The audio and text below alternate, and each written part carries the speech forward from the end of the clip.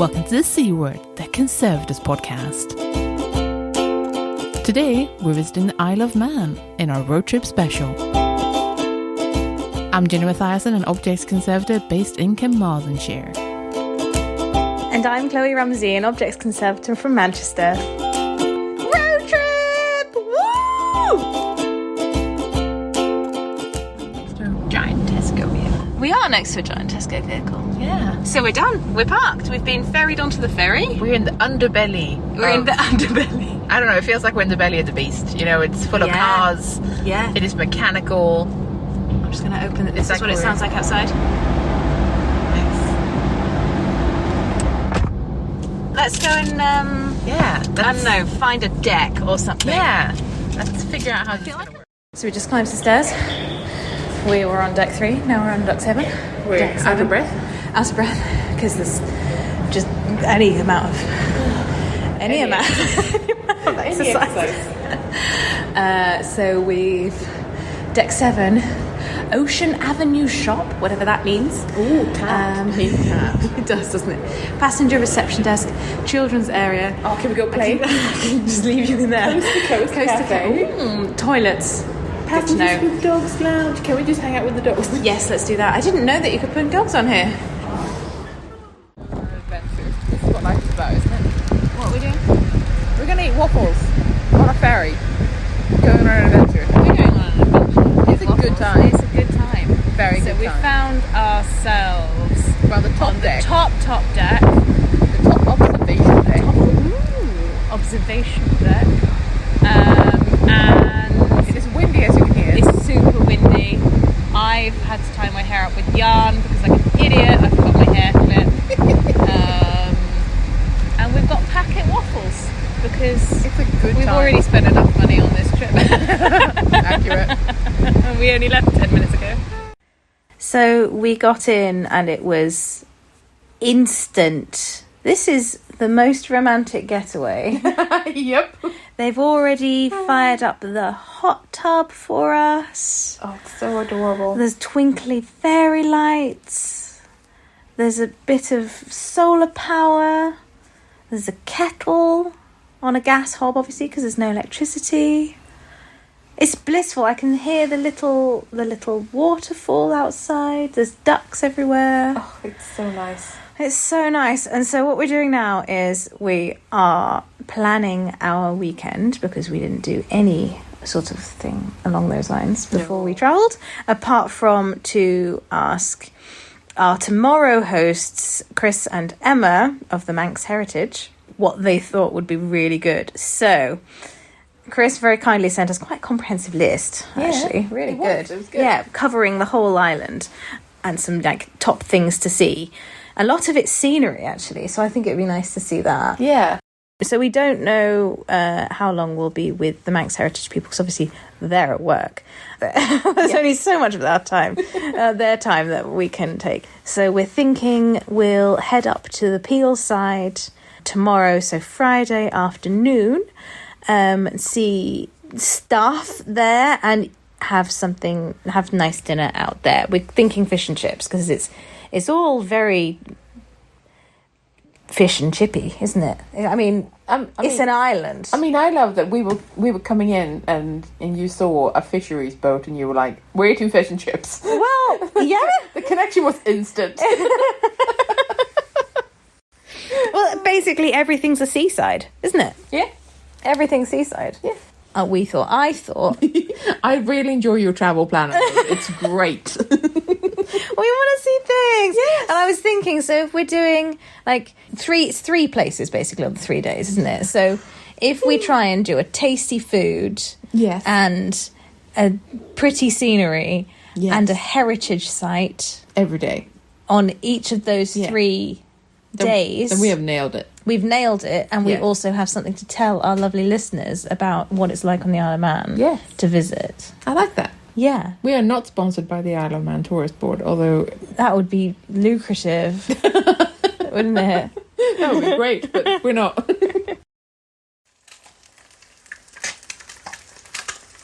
On the menu this morning is fried eggs and bread. Fried egg sandwiches. On the menu this morning is fried egg sandwiches. And listen to this.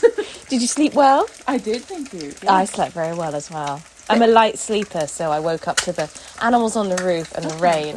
But you were Dead to the world. dead to the world next to me. Accurate. It was beautiful. I think we're done already. Yeah. Let's take this to the outside. Let them cool down a little bit. Oh.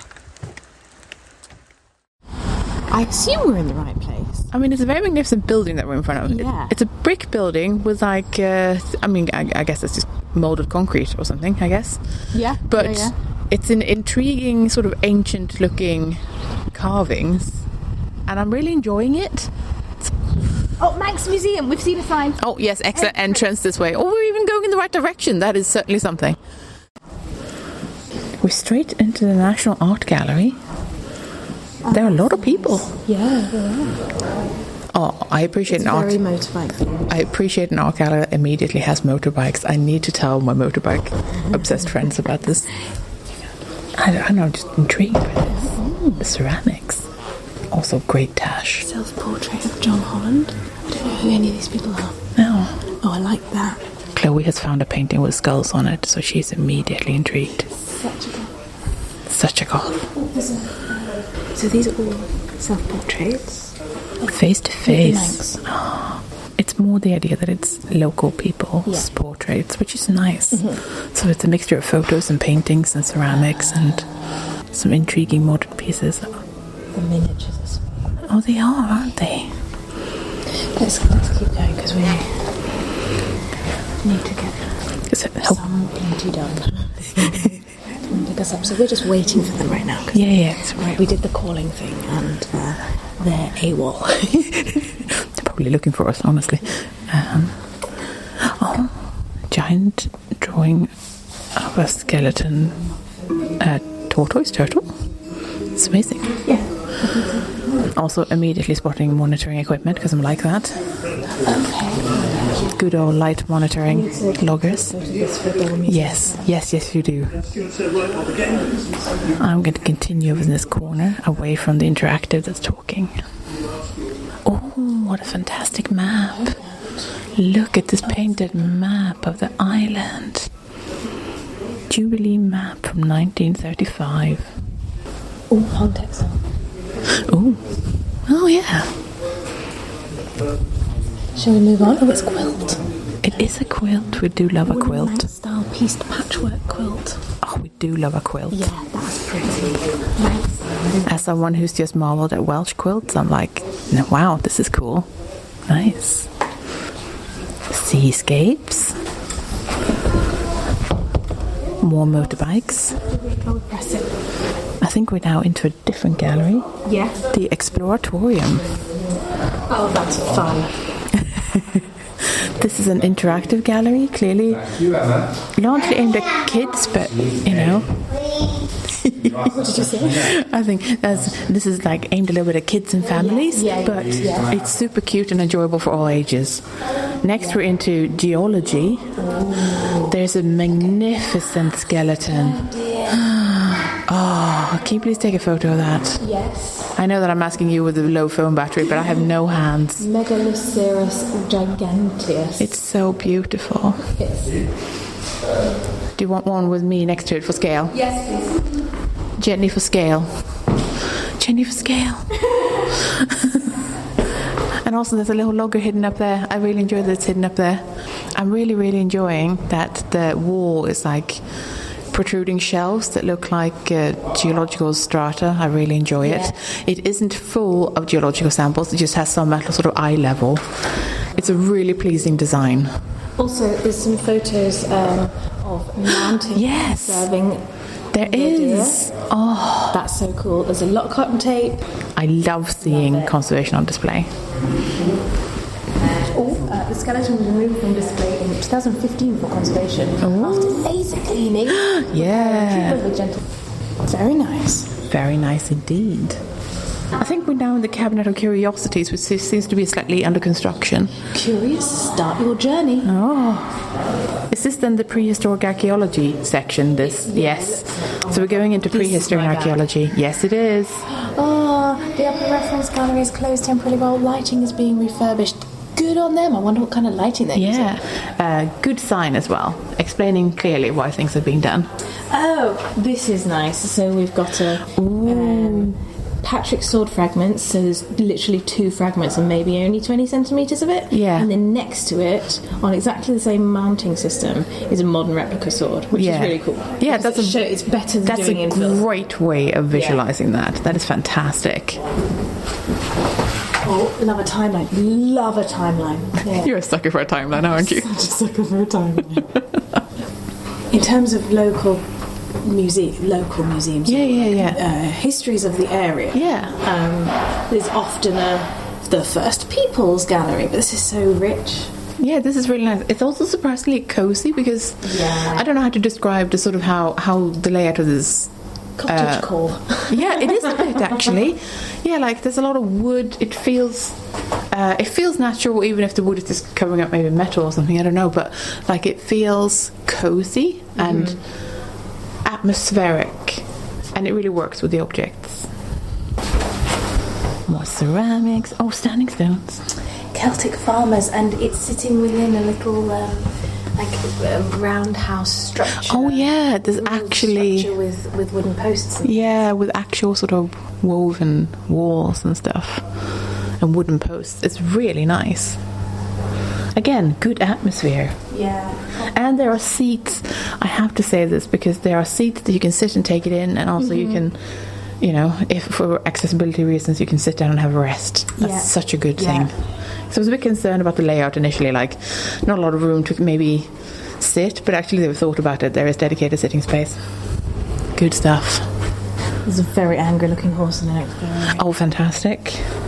So now we're going on to Vikings, and that is a very pissed off horse. Quite exciting. Okay, we've got models on Viking boats. We've got a lot of like treasure hoard type displays. We've got swords. We've got replica stone carvings. Oh, there's so many interactors in this one. They clearly know that kids do love their Vikings. There are great display screens, great models. I love models. Models are so good for explaining things. People out there, take care of your models. Museum models are expensive to make. Look after them. They deserve to be conserved and treated like objects.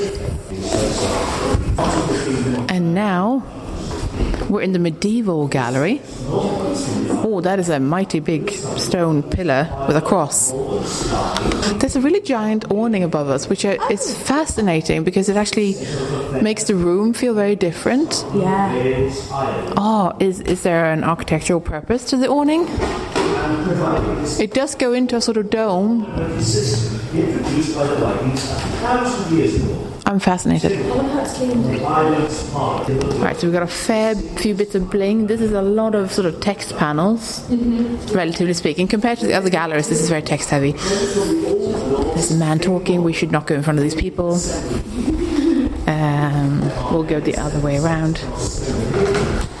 I do like an interactive and I like a little film, but I rarely have the patience to actually sit down and watch it. Oh, I like them. Oh, good. Conservation. Oh, this is it's a hat. The cap of William Christian. Ilium Doan. Ilium is a version of William. Very nice. Oh, I like it. This finely embroidered nightcap was believed to have belonged to William Christian.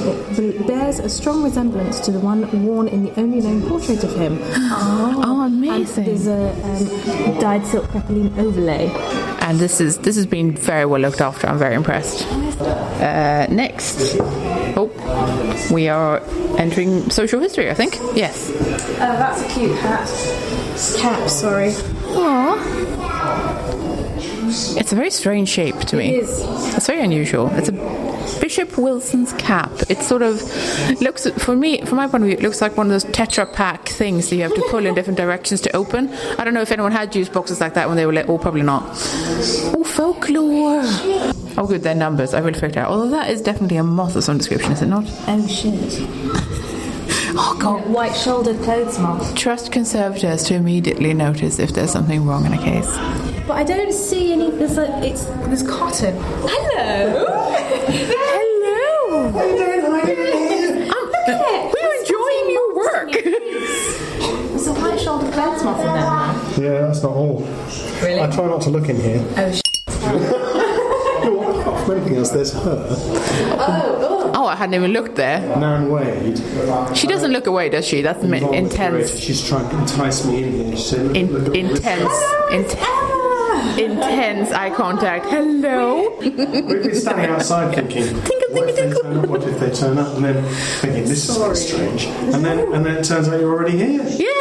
we got the nice man on the front desk to ring for you. I was in the toilet, so I missed this call. I didn't notice, and then we were waiting in the car park. Oh, bless you. Sorry. I did literally make the joke of I'm sure they are literally just standing somewhere where we should have been. And we're just wandering around the museum for a bit. No, sure, there's no such thing. I don't want you to stand in here. This is the worst gallery in the entire freaking... Okay, why do you not like it? First of all, it's got, look, foodstuffs. Oh, no, does it? amazing. Yeah, okay. It looks very folklory because it's got the concertina pleated backdrop and the gathering and everything. But of course, the gathering means that it's just hidey holes for pests. It's an effective look, but I can see how it causes problems. So there's, if you've had this experience, have you ever worked in collections before, like permanently? Yeah. Or possibly yes. You walk through and you think, I see that, I can see that out of the corner of my eye. Yeah. Do you know what? I'm just going to walk in this direction because I can see there's a lot of pain in there, and this is the mother lode right here. Never before I came here did anybody ever measure the light pollution in here, but it's 25,000 lux falling on that jobby there. Quite regularly, and so I look at the gallery like this and I think, okay, look, everything in this gallery is shot to hell anyway. So enjoy it while it lasts. Taken out. Yeah. Or I could just say, do you know what? I think the next project will be the social history gallery. Ooh. Now we're talking natural history. We've got striped dolphin that tragically died. He was in a manure pile for.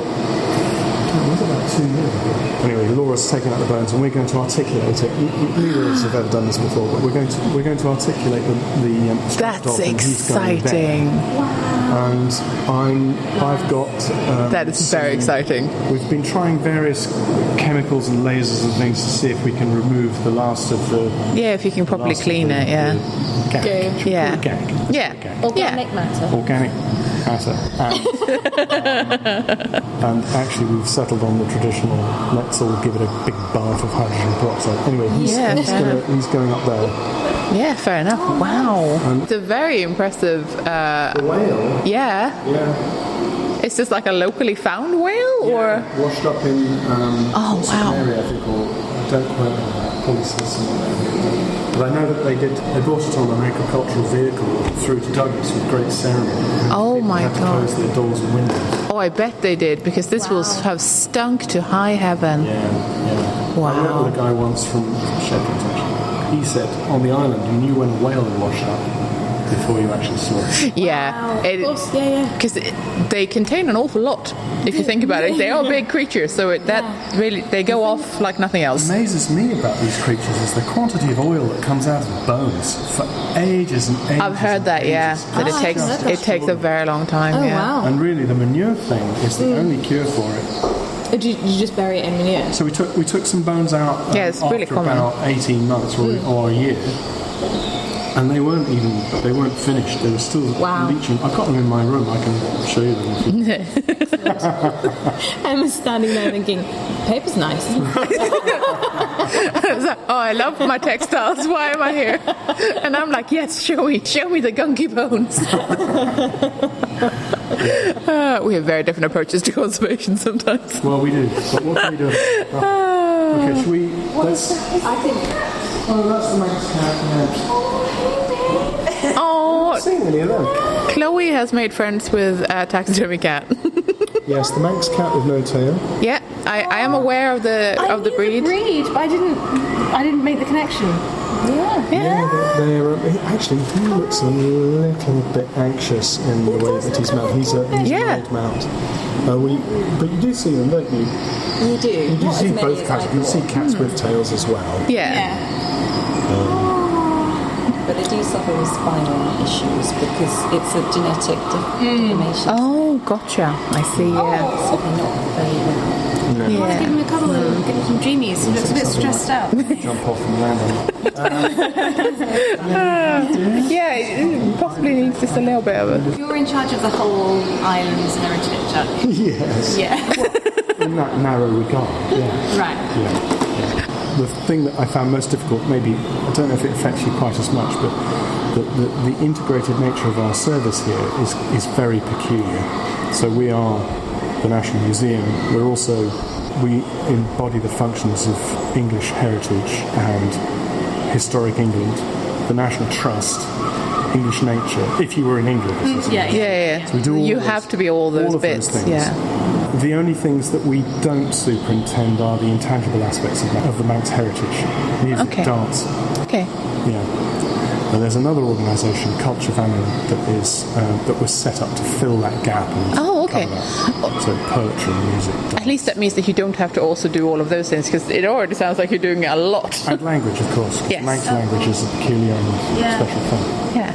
I mean, this really puts into perspective why the social history galleries are way down on the to-do list. Really. There's only two of us. Yeah. Exactly. Yeah, exactly. This is the temporary gallery, so we put something up for tea because it was the TT last week. We saw a lot of motorcycles come off the ferry when they obviously were, as we waited to board. Yeah, So many. Yeah. The last 2 weeks. So this went in a little bit last minute to fill a gap because they're doing work downstairs on a new TT gallery, which yes, is supposed to have started, but it hasn't started, so we put this in for the visitors. Yeah, exactly.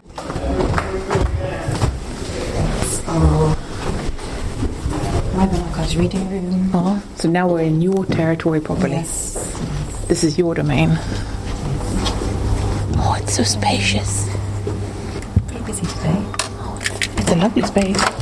Yeah. Now you're in the back end. Oh, yeah. But now it's behind the scenes. Sneaking around. Hello. Oh. This way. There's more stairs. So this It's like a warren back here. This is the Clifton House that used to be. Oh, I see. It's mostly offices back here. Yeah. Our studio is downstairs. The tea room is here. Great stained glass door. Yeah, there's some really nice features. Yeah, like they've retained some features, which is always nice. I don't notice them all that often because No one knows. You're every day, isn't it? This is our conservation studio. Oh, it's downstairs. At the bottom of some very precarious stairs. I mean, I can see some issues. So everything has to come down. Yeah, I had the same I know. Been done up gradually. I think before I came, so I've been here now since 2019.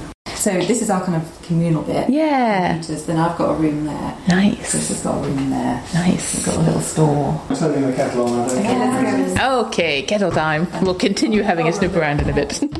How do you feel like climate change is affecting where you're... Well, your for the museums most and your part, buildings? the museums are on. I mean, the island's just a sort of pimple in the sea, isn't it? Yeah. So it's You not, must be battered, right? It's not an accident that there's a mountain in the middle of it, because that's exactly what it is. Yeah. Here we're 50 metres from the sea, and so things would have to get pretty bad. Yeah, that's good. That's good. But yeah, we do have down in Castletown, as you'll see, it's the former capital of the Isle of Man, and it's a little. Now that you see, it's sort of medieval and 18th century town around the harbour. So in 2014, we had a massive high tide and storm surge, which was big disaster, and the historic yacht that I was talking about was submerged. Oh my god. In seawater. Plans were already in train then, to quite advanced plans for getting the boat out of where it was. Okay. because in 2015 we were predicted a 100-year high tide. Oh, great. And so I used that as a stick to beat the Yeah. Oh, that's good, organisation. yeah. Laxey too. Laxey got washed away, and Lower Laxey and Bus got washed into the rivers. Oh my god. Because the storms are getting more extreme. Yeah, no, that's what I'm thinking, right? But those are the only two, with respect to the heritage that we superintend, it's really only Castletown's affected. Okay, cool. Have you heard of the Laxey wheel? Yeah, You there's a have? picture of it there. Yeah. Still or formerly the I largest... think it's still the largest. Still the largest pumping water wheel in the world. Built as a tourist attraction in the 1870s. In the 1870s. Yeah. I think 1870s. Don't quote That's me. on our list for Sunday. Yeah, it's entirely scaffolded from top to bottom now. Because, Is it? Okay. Yes, because what you see there runs. So we're looking at a photograph of the Laxey wheel, and the Laxey wheel runs a series of chain link rods. And when I say rods, we're talking about tree trunk sort of things, Jesus, yeah. running as a chain all the way up to the mine workings. And then those go backwards and forwards like this, and they work a T-rocker, which pumped out the mine. So underneath, in the collapsed mine workings, is this incredible complex of 19th century mine machinery and pumping works that the public never get to see.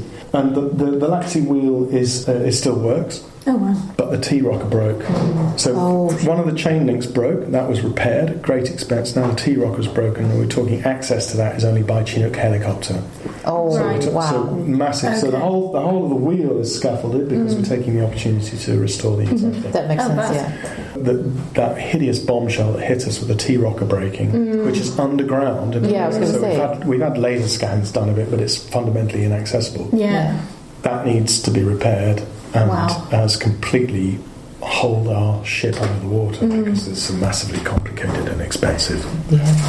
And is it priority to fix that then? It needs to Yeah, be because working to be the actually, fundamental. the Laxey wheel is the most visited visitor attraction that we superintend. We've got how many is it? Is it 11 or 13 heritage sites and museums around the island? I think. And Oh my god.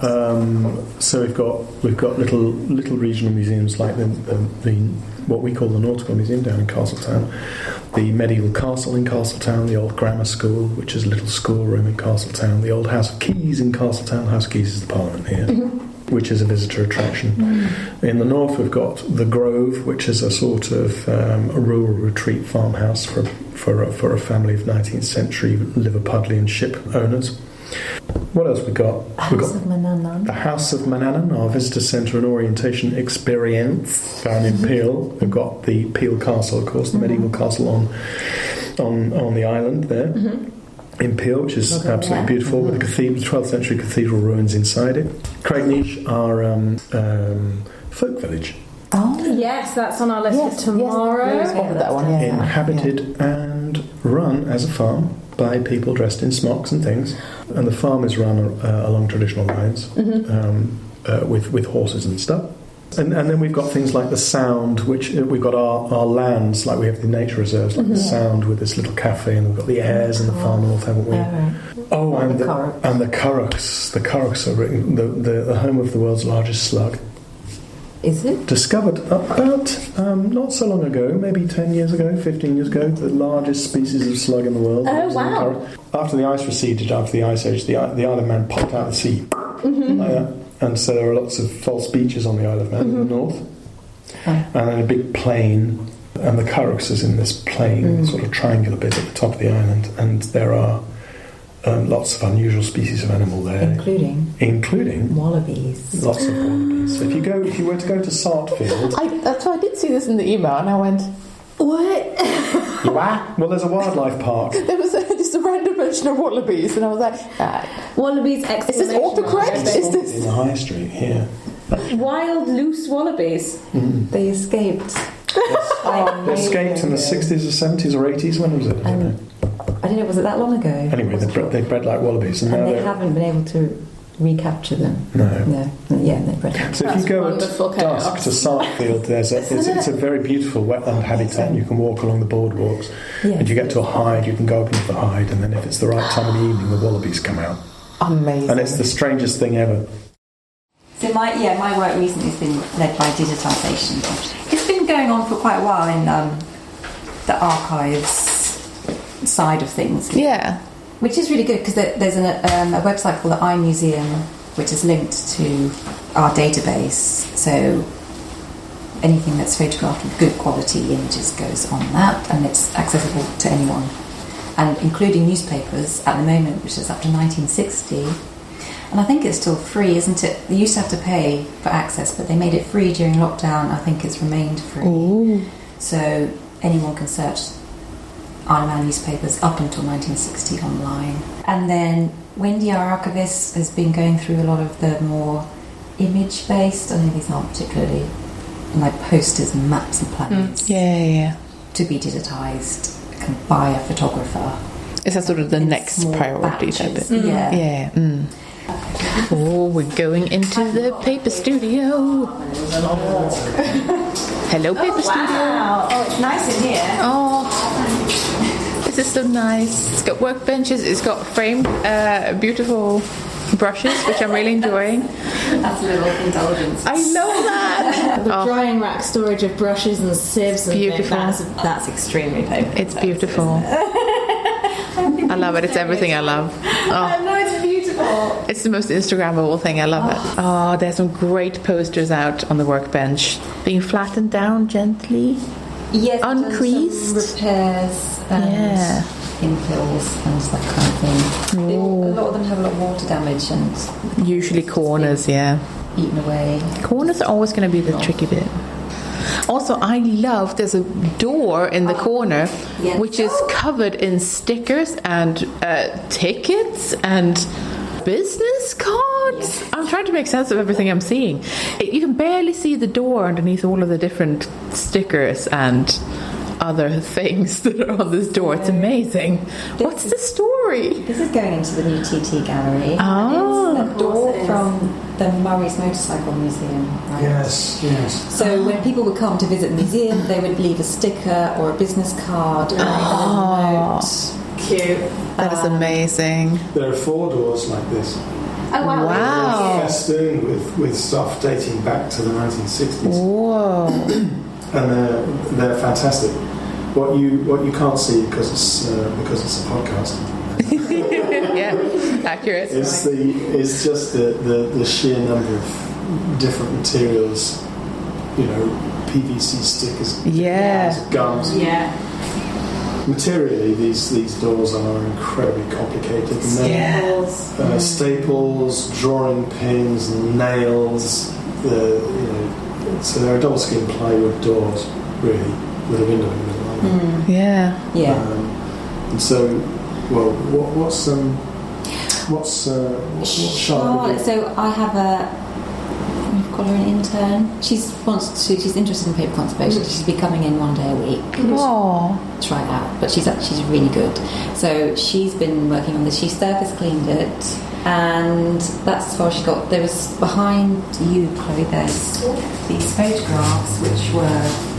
Are they what's sort of missing on the door? The bulgy. Oh, they are very. Very crispy. You don't really want photographs to be crispy, do you? No. So they've been pinned and stapled, and then they've torn, and then they've stapled The tears. the tears back. So then that's all corroded. Yeah. And it's the corner of this. Yes.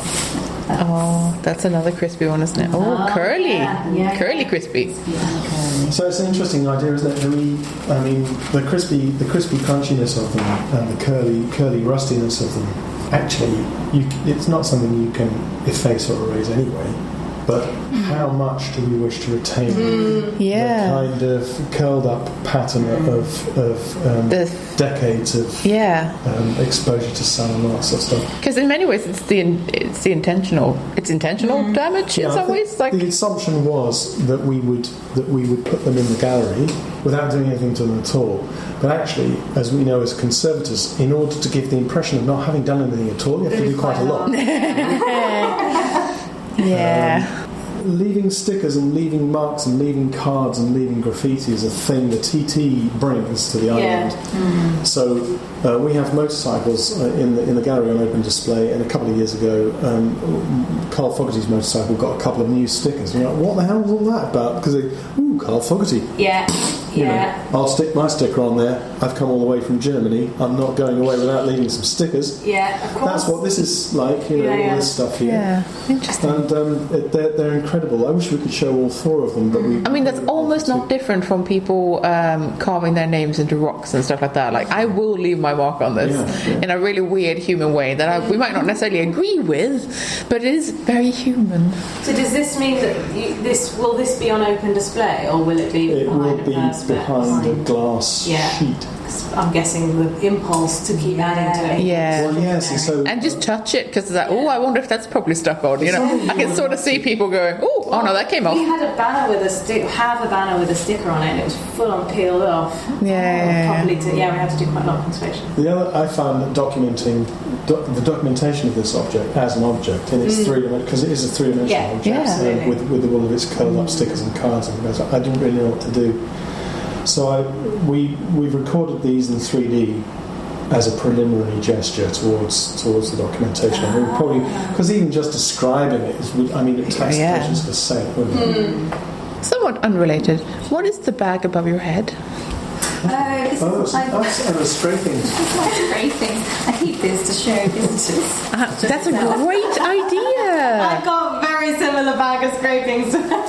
So, what it looks like when it's on the shelf is it looks like a large, transparent plastic bag full of autumn leaves of the same colour. Yeah. So my question was, what is in the bag? It's scrapings. That's amazing. That is a great. backings, maybe. It was from a poster.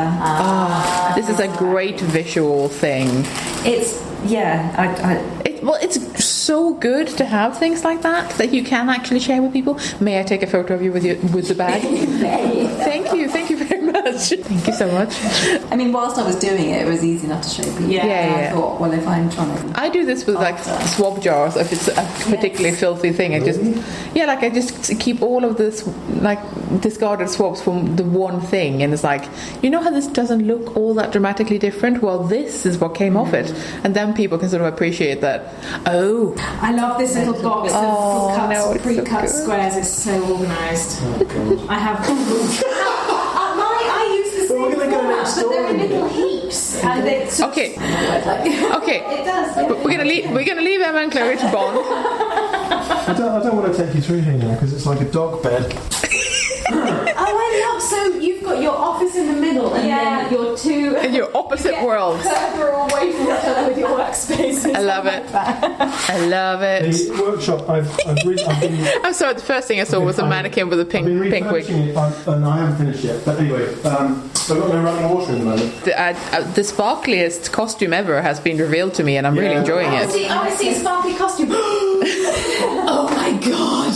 It is so sparkly. This is the costume of the drag artist. I use those for belly dancing. They're ISIS wings. She's known as Vie de la Fierce, and she's a bit of an animal institution. Nice.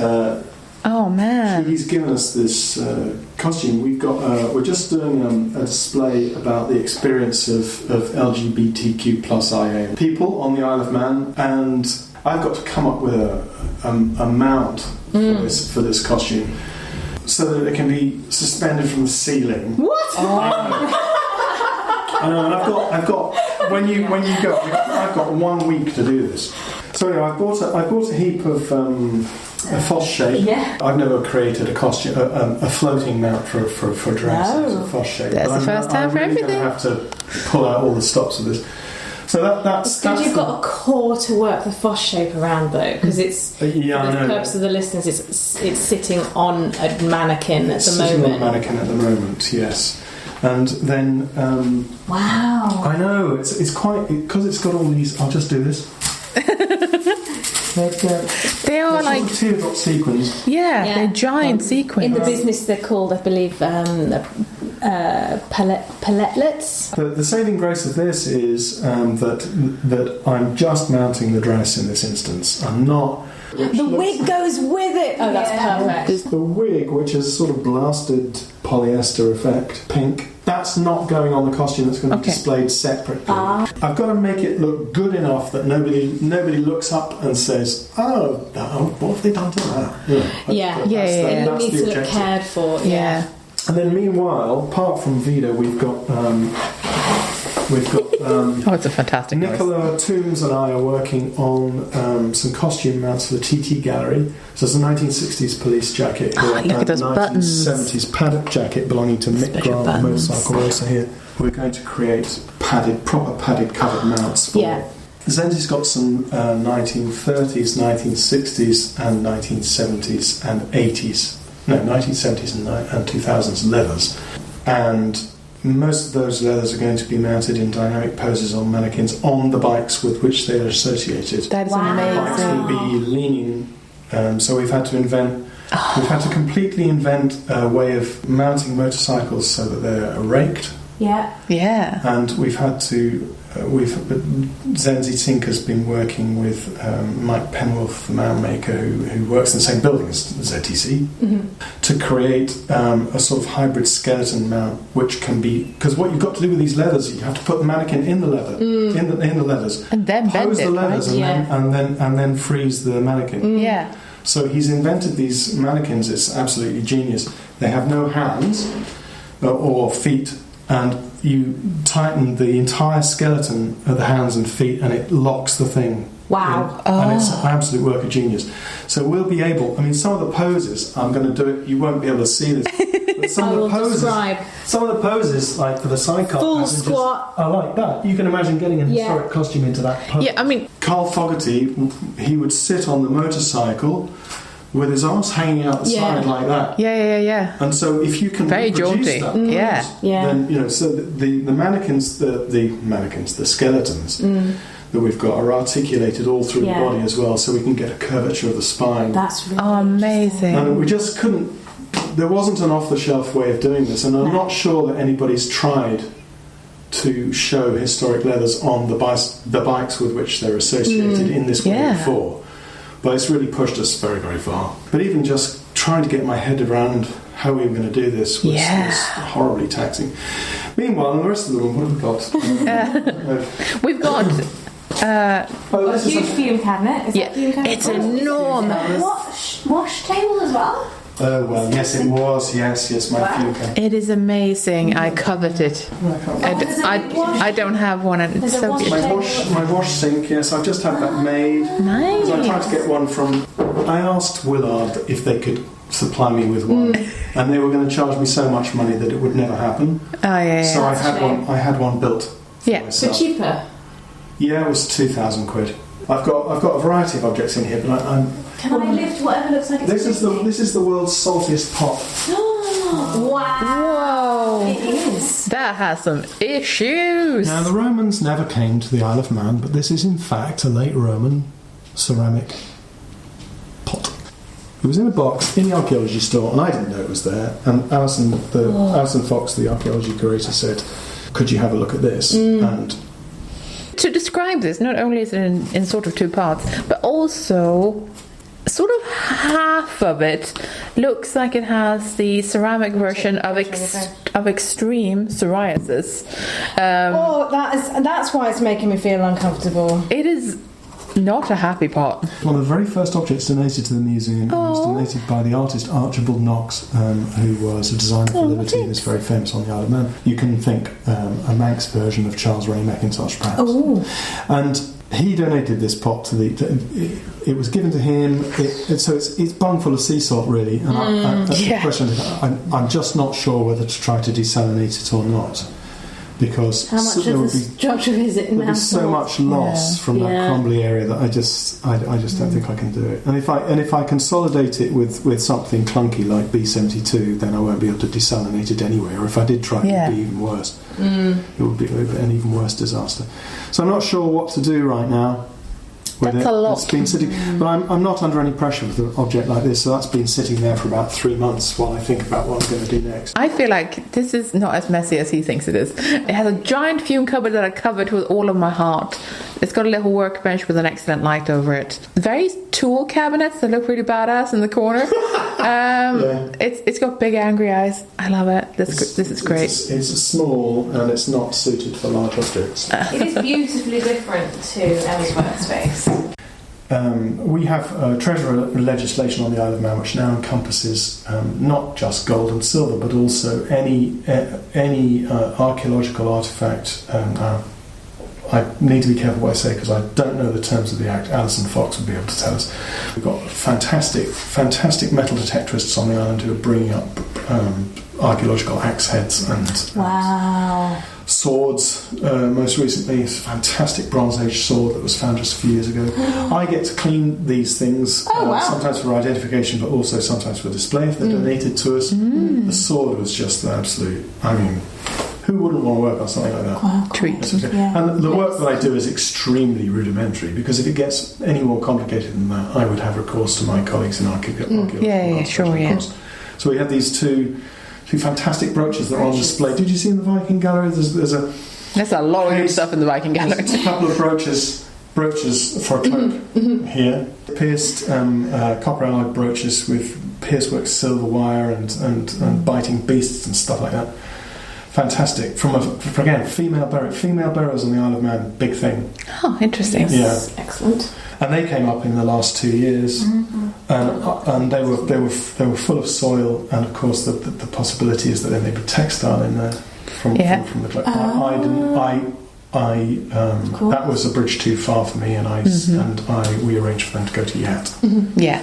York Archaeological Trust, and we work with a variety of contractors in that kind of way. But I could have done that work. But I would have done that work, but it would have given me a nervous breakdown, taking me a very long time. you got to balance it with everything else you have to do as well. We were saying over tea and biscuits, weren't we? The variation that you have, Jenny, in your work of being of not having a specialism. And Chris, you've got a specialism of stone, but do everything. And now you do acrylic sequins and fast shape and motorcycles and everything. There are areas where I really, really struggle, but for the most part, we just have to sort of muddle through, don't we? Do you know what I mean? That's how it is. That is how it is. I mean, like over here, I've got this is some. I quite like having a specialism too. with lovely. The two others are being smug in the room. Lovely Wesley Leake, our intern who was with us from Lincoln. Wesley and I took on the restoration of the 1914 Renault that we've got. It's currently the only car we've got, actually. But I have decided that I want to drive the 1914 Renault into the gallery for the 100 year. Another exhibition 100 year of the Manx Museum. So it's 100 years this year of the Manx Museum. So it's got to work for you to drive in. And we've had to restore the radiator, and I've had to make a. So you're also a mechanic now. Silencer. No, but you see, this is the thing, isn't it? You have to just sort of chew on it. I'm guessing there's going to be a lot of public interest in that. Yeah, and that's one heck of a thing. It's one heck of a thing, isn't it? The first car registered on the Isle of Man. Oh wow, that's wow. I was going to ask what the significance of the car was, and that does explain that. The doctor's car. Nice. Doctors had cars. Before anybody else. Oh, okay. Because they had that makes sense. Yeah. Anyway, so that's it, isn't it? Really. Well, that is an excellent tour, guys. Thank you. We've just had our first little tour of the museum section and the conservation studios, and now we're going into the 1899 Market Hall, which is just off the marina, and it's a trendy cafe and bicycle shop. So we're going to talk now about what we're going to do next. Basically, I think we're going to different sites. Chris is on his way after parking the car. Oh, Noah, it's called. Everyone looks very trendy. Oh God, very trendy. So we're in an industrial estate outside Douglas. Nice. And this unit is dedicated to the conservation of the boat only. Okay. And we bought the unit before it was built on spec because there was no suitable building to put the boat in, boat yacht. And in 2015, we extracted the boat from its home and bought it here. After the flood? After the flood, okay, but before the big flood, and bought it here. And then all of the superstructure you're here that we're standing in front of, there's a partition with a roller shutter door in it, and an office upstairs with a computer and various other kinds of things in the kitchen and the toilet for welfare. All of that was built after the boat was brought in here. And the boat sat there in a box made of this insulation material, kingspan. It's stuff that that everybody thinks is the devil incarnate now because of Grenfell and all that. And we pumped cold, wet air into the boat, and it stayed like that for a further, I think it was about 18 months. Wow. Well, this was all being built, and then we took the sides off, and then so when you go in, you'll see the boat without its box on it. Oh, this is very good. Oh no, this is amazing. So we're in a little kitchen, which is like a little viewing window to the boat. I love it. So the facility was built for the team of people that we were going to have working on the boat, but in fact the team of people has consisted only of me. Apart from people running tours so that the public can see the boat. Yeah. I'm the only person that uses this building. Oh. Wow. Hello, boat. If I were to tell you that, to the best of my knowledge, there are only about 5 18th century boats and ships that exist. Wow. This is absolutely a million times the best preserved of them all. I was going to say, this doesn't look like it's that old. This is insane. You can see on the back, that it has, if it's not obvious to you anyway, looking at this kind of thing, it has all of its original paint layers on it. Oh, look at including that. the decorated transom. Oh no, that's which so sweet. says George Quayle.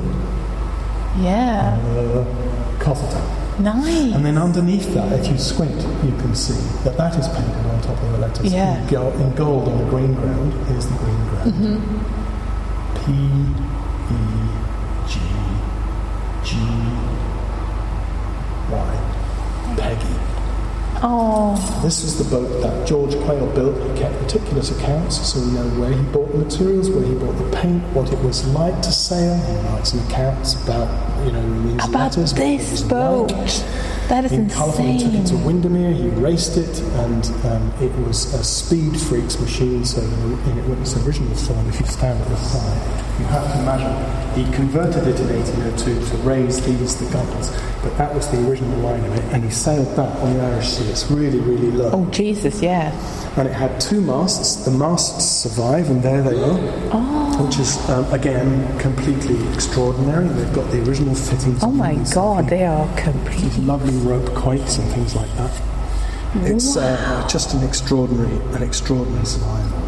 That is amazing. I am obsessed with the little plastisode gentle mounts that are cut in the shape of the hull. This picture here, you can see a photograph in it. So one of the peculiar things is that George Quayle built a boathouse for it in 1789, and this is it. Oh. And when I joined the organisation, Peggy was still inside its boathouse. She still lived in her boathouse. And the only thing that had been done to it since 1942, when it was given to the nation, was that it had been righted and they'd painted it and they'd replaced a few bits of timber.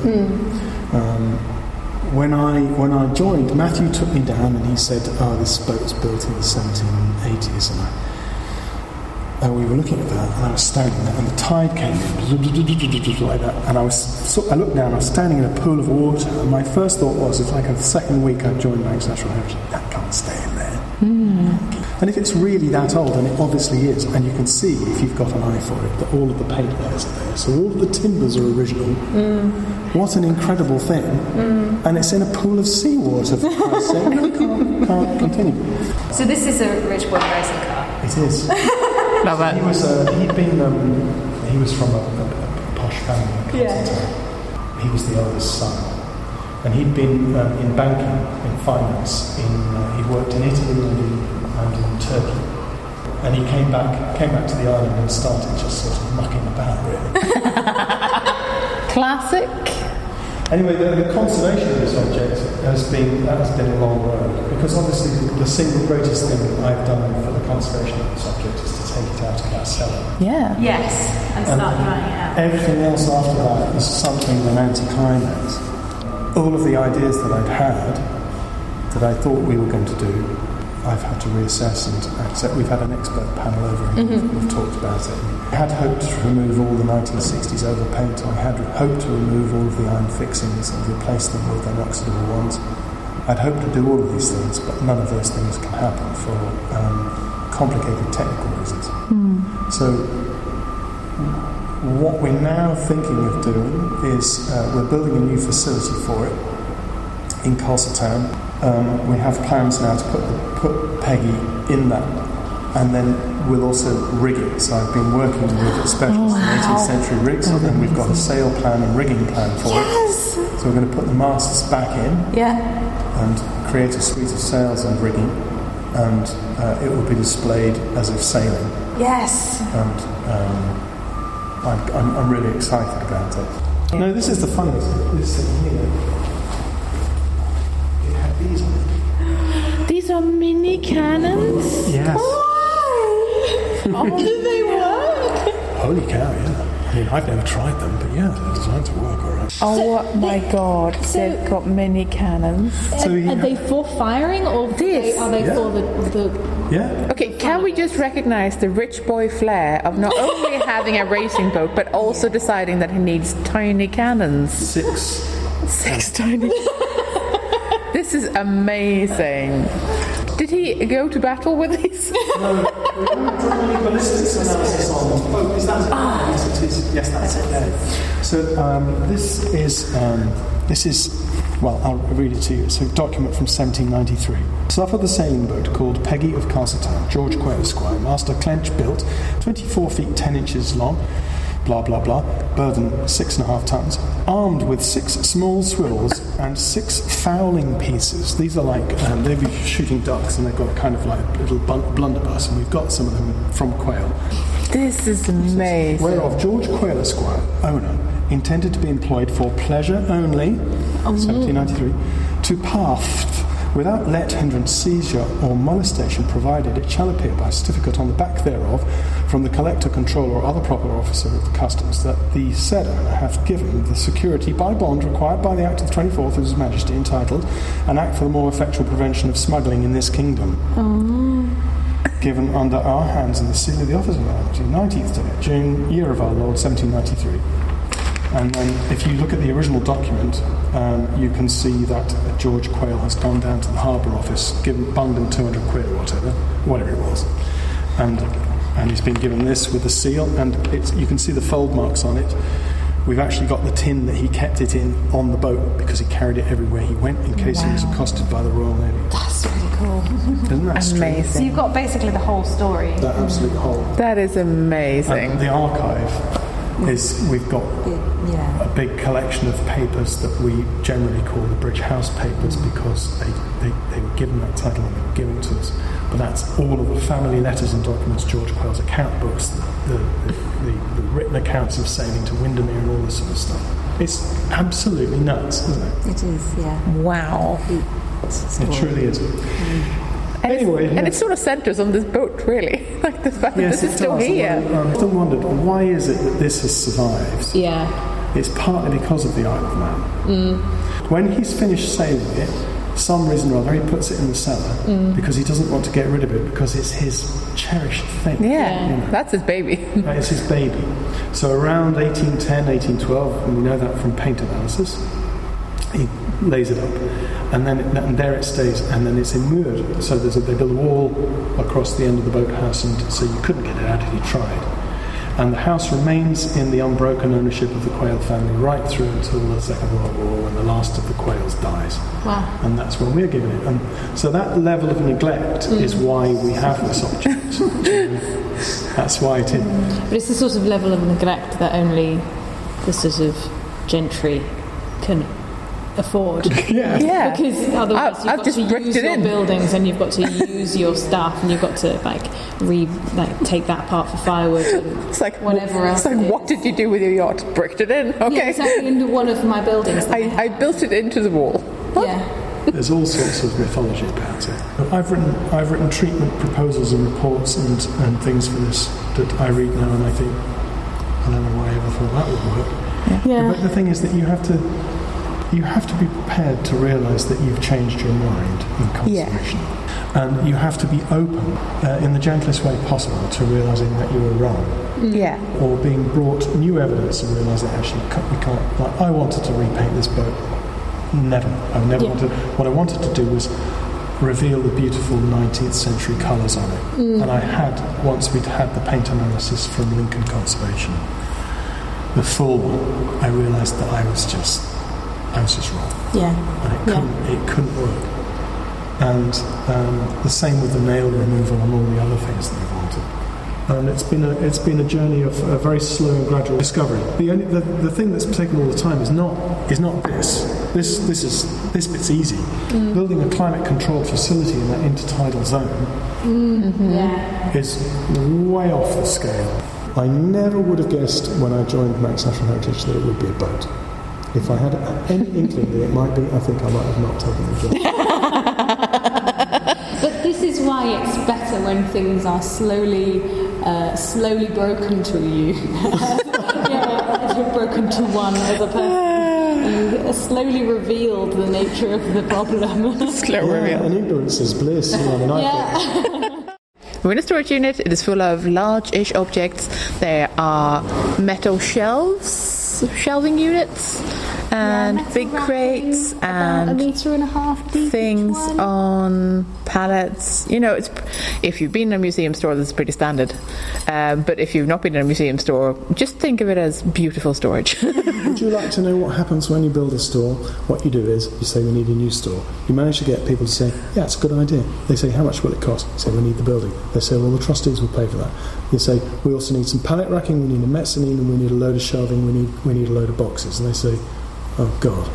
And they say, you do realise that the whole budget for this project is only, £10.75. So, yeah, but we can't do without that. And what you don't get is agreement to buy a forklift. Yeah. Oh, nuts. So in order to get these pallets on here, I had to borrow one from opposite there. Yeah. It's not the kind that I want. This store is not designed for a full depth forklift either.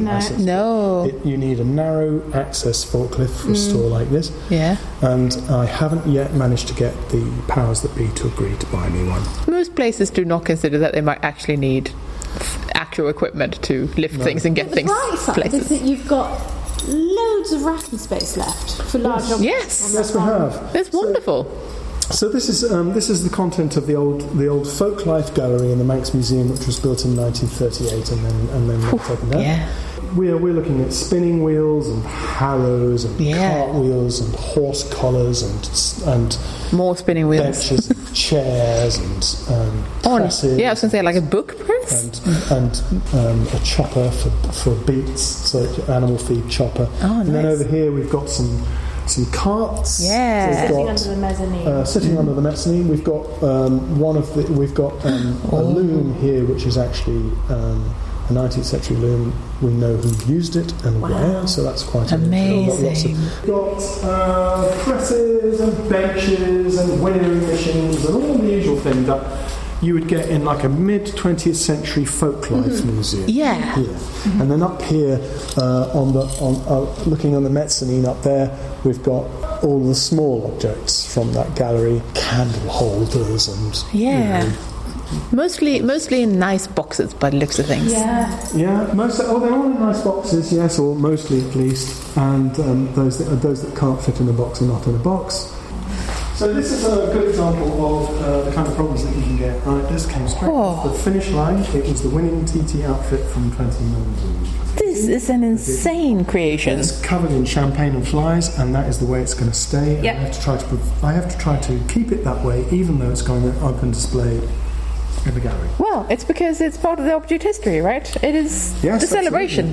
Absolutely, but it will get dirty and then I'm going to have to clean it. How am I going to keep the rest of the crap on it? So really thorough documentation. Yeah. And the other thing is that this is a starter. And it starts. So you remember the conversation we had about starters and non-starters? This is one of the starters. Because to maintain the engine unit, running it warm is the most obvious thing to do. And the amount of wear involved in just running it warm and then turning it off for another 6 months is really very minimal. So running it is the thing. This has got an electric starter, thank goodness. Some of them, like this one over here, doesn't have an electric starter. Yes, this is the chap here. So Chris wanders off to the other side of the store and lifts a wool blanket.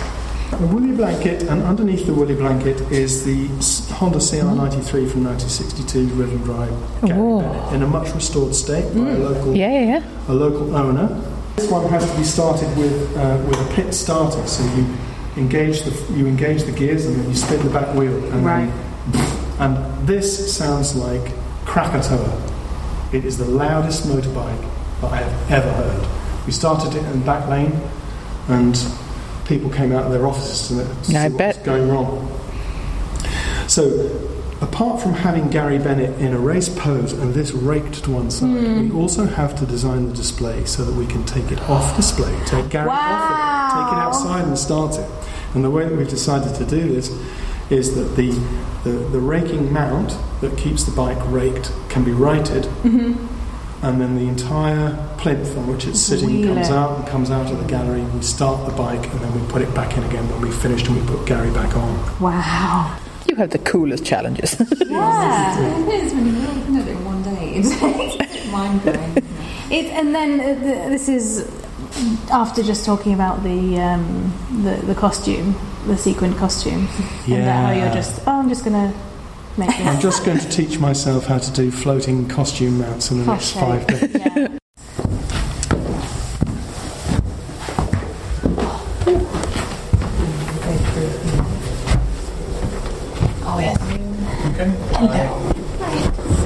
And where are we heading now? So now we're going to go through, just nip through the reading room, through the library offices. It's just full of people who are doing very diligent work. It's quite buzzy today. It's not like it's busy. It's the rain. Look at those people using archival.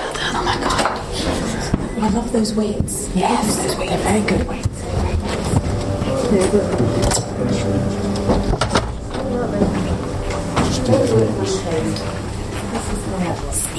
Sneak. This is the archivist's office. The librarian sits here, and we have 2 library assistants who sit there, and they are always very busy with researchers. Yeah, I bet they are. So yeah, it's very buzzy. So now this door enters into that stack we were looking at. Nice. So yeah, 1960. Actually, let's go to level 3. That gives you the general idea of the rest of it. 3 or 5. 3 or 5. 3 or 5. Yeah. So we're in the middle. But because of the way it's built, you need to see more words than you think you will. Oh my god! Whoa. This is amazing. So the floors from level 2 up to level 5, the floors are grills. Yeah. You can call it. I very nearly said see-through, but it's just It's grill. Yeah. So metal grill flooring, so you can see all the way down to level 2 up to level 5. Wow. And I think the intention was so that there would be airflow. So they were thinking about it. They were trying to make it. Yeah. Also, suppose there's, if there are pest beasties crawling anywhere, that will make it that more difficult for them, maybe, possibly. Yeah, I know I do have trouble with where to put my pest trap. Yeah, I bet you do. There's no corners. So, also, there's something distinctly sort of video game vibey about sort of the fact that you can see multiple levels above and below. Yeah, there's something cinematic about it. It's weird. It's a very strange sensation when you first come in, isn't it? And, well, when the lights are on, you can see up. The negative about it is that all the dust and stuff falls down. If you drop your pencil, it's going to go all the way. Yeah, it is. It's going to go far. You can't wear your stilettos in here. And potentially fall onto the top of another thing or something. Yeah, I'm sure there's lots of things on top of these shelves. Very difficult to clean. Yes, that I can see. We do have a modified chairs, which I thought was very cute. Oh, that's adorable. Really so what they've done is they've put extra little slats. Like a sled, yeah, underneath the chair so they don't have... They sort of have 2 big shoes. And cushion, because sometimes the archivists have to kneel down to get to of course. That makes sense, with the special cushions for the floor. Oh. They make it work. I actually love it. That's sort of great. I mean, I love it because awkward in different ways, but this is... But But I love the practical workarounds. Is what makes this. It's amazing. Over the years they've kind of had made it work. Amazing. This is a lot of this maps and plans storage on this level. So over the years they have different levels of storage. So most of them have been put into archival boxes. Yeah, it's nice. It's so satisfying. The long boxes that post in. Yeah. Oh, and you've got nice plan chests. Oh, I love a plan chest. These, because I'm still not That's some conservation ASMR for you. Just the noise of a plan chest being pulled out. Yes. Good sounds. Not sure what these are. These are, I think, estates, Ramsey Estate, so that land development plans. So beautiful.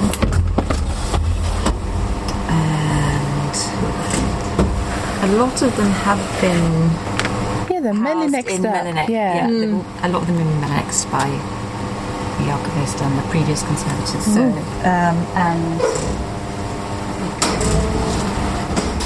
The sound is really visual of walking along the rails. Railway plans and track plans. Conservation of corners. Oh This yeah. has been conserved, by some previous conservator. So they have had quite a lot of attention. Yeah, it's so beautiful to see. Good. So nice.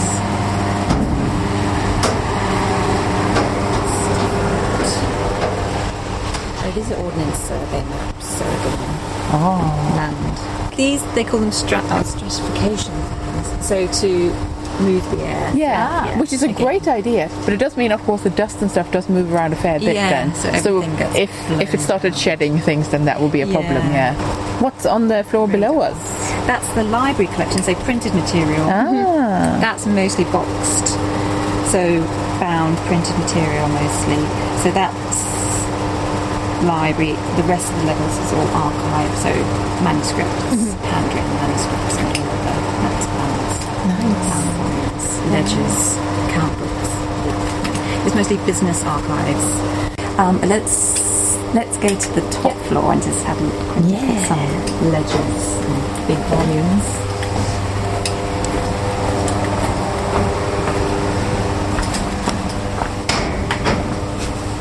Part of my brain is trying to understand where my feet are going. I know. It's really disconcerting.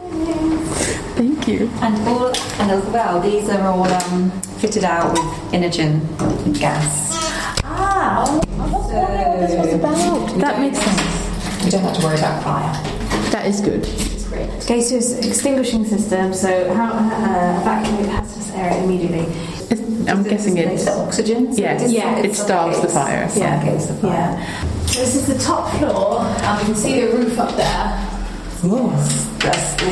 Yes, the roof scares me because it's a flat roof and they put a peak on it afterwards. Yeah. So it's like an open peaked. It's like an open attic. Great. Weird. So pigeons like it. Yeah, I bet they do. Of course. And also we get cluster flies. It's not too bad at the moment. So this is the top. Oh, that's disconcerting. All the way down. That's disconcerting. That is disconcerting. I'm gonna look up. I'm not gonna look at that. For That's listeners' cool. benefit, you can see all the way, because all of the floors are grills, you can see all the way down to the ground floor, which is where the lights are on. This is not a place for people with vertigo. No. Actually. No.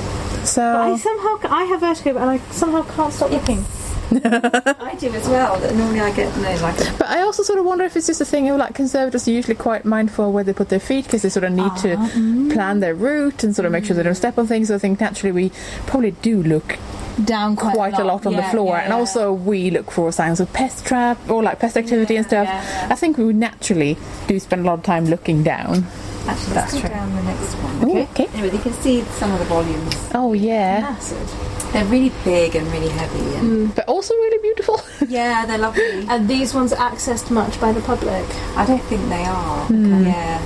Yeah. It's all a bit. Oh my god, the size of that. This is my favourite. That's not a book! That's one book, which is Why? deep.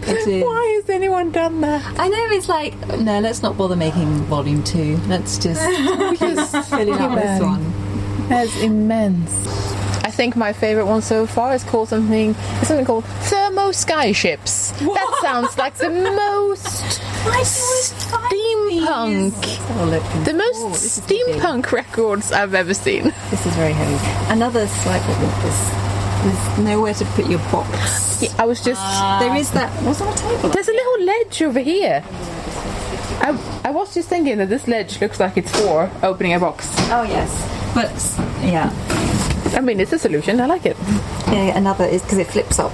Yeah, I figured it was like one of those where you can... Oh, yes. Okay. Who are you, thermo skyships? Huh? Is it actually skyships? What? Oh, it's blimps. I think it is. Thermo skyships, they're blimps. This is, again, the most steampunk thing I could think of, except it's not. Why do you always see these signs in I don't know. I do this all the time, apparently. All the time. It's like my eyes just need to find the most random thing they can. So I just see ecclesiastical probate.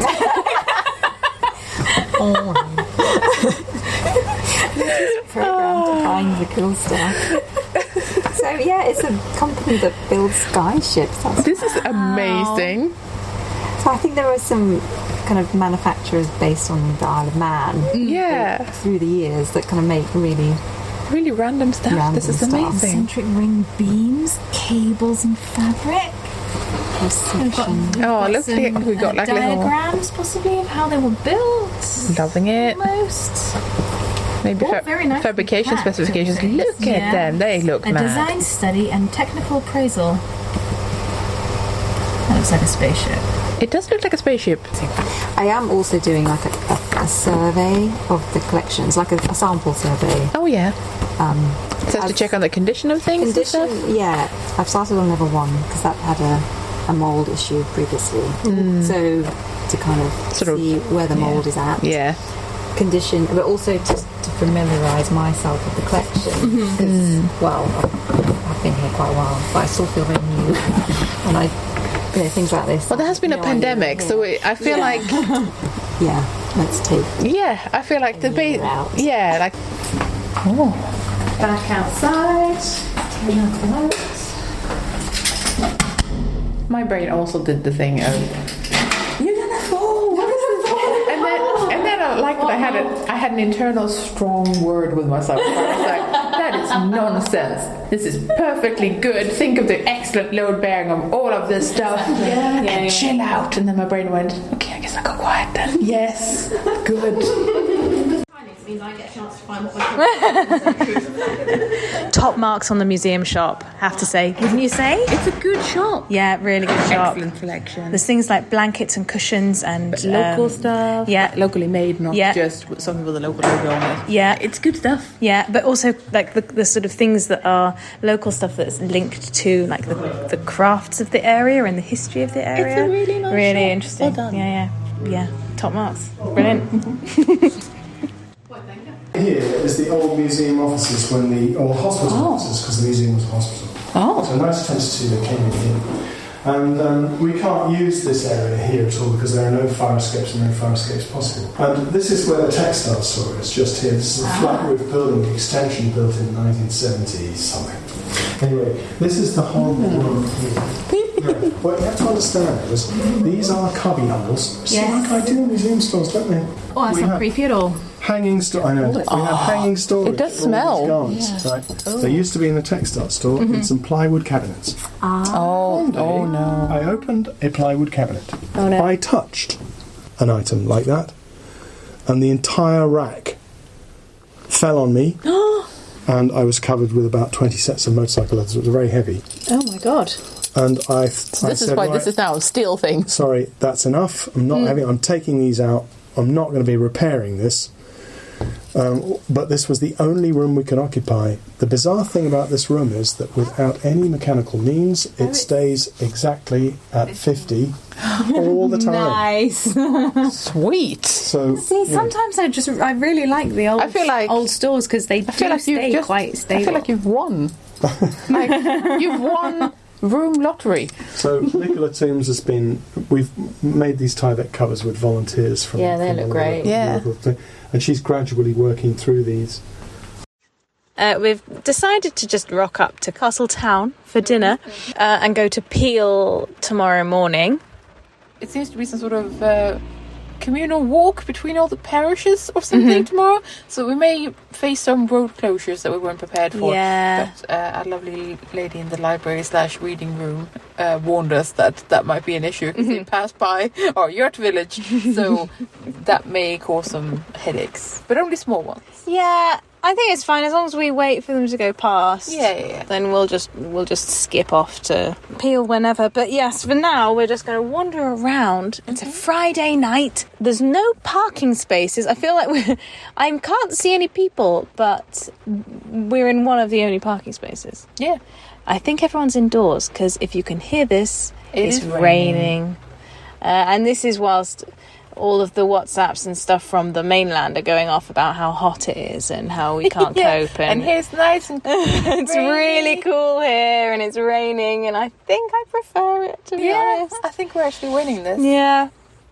Our delicious lunch that we were treated to. So good. Very delicious. Seems like a very long time ago now. Yes. Yeah. So, off we go.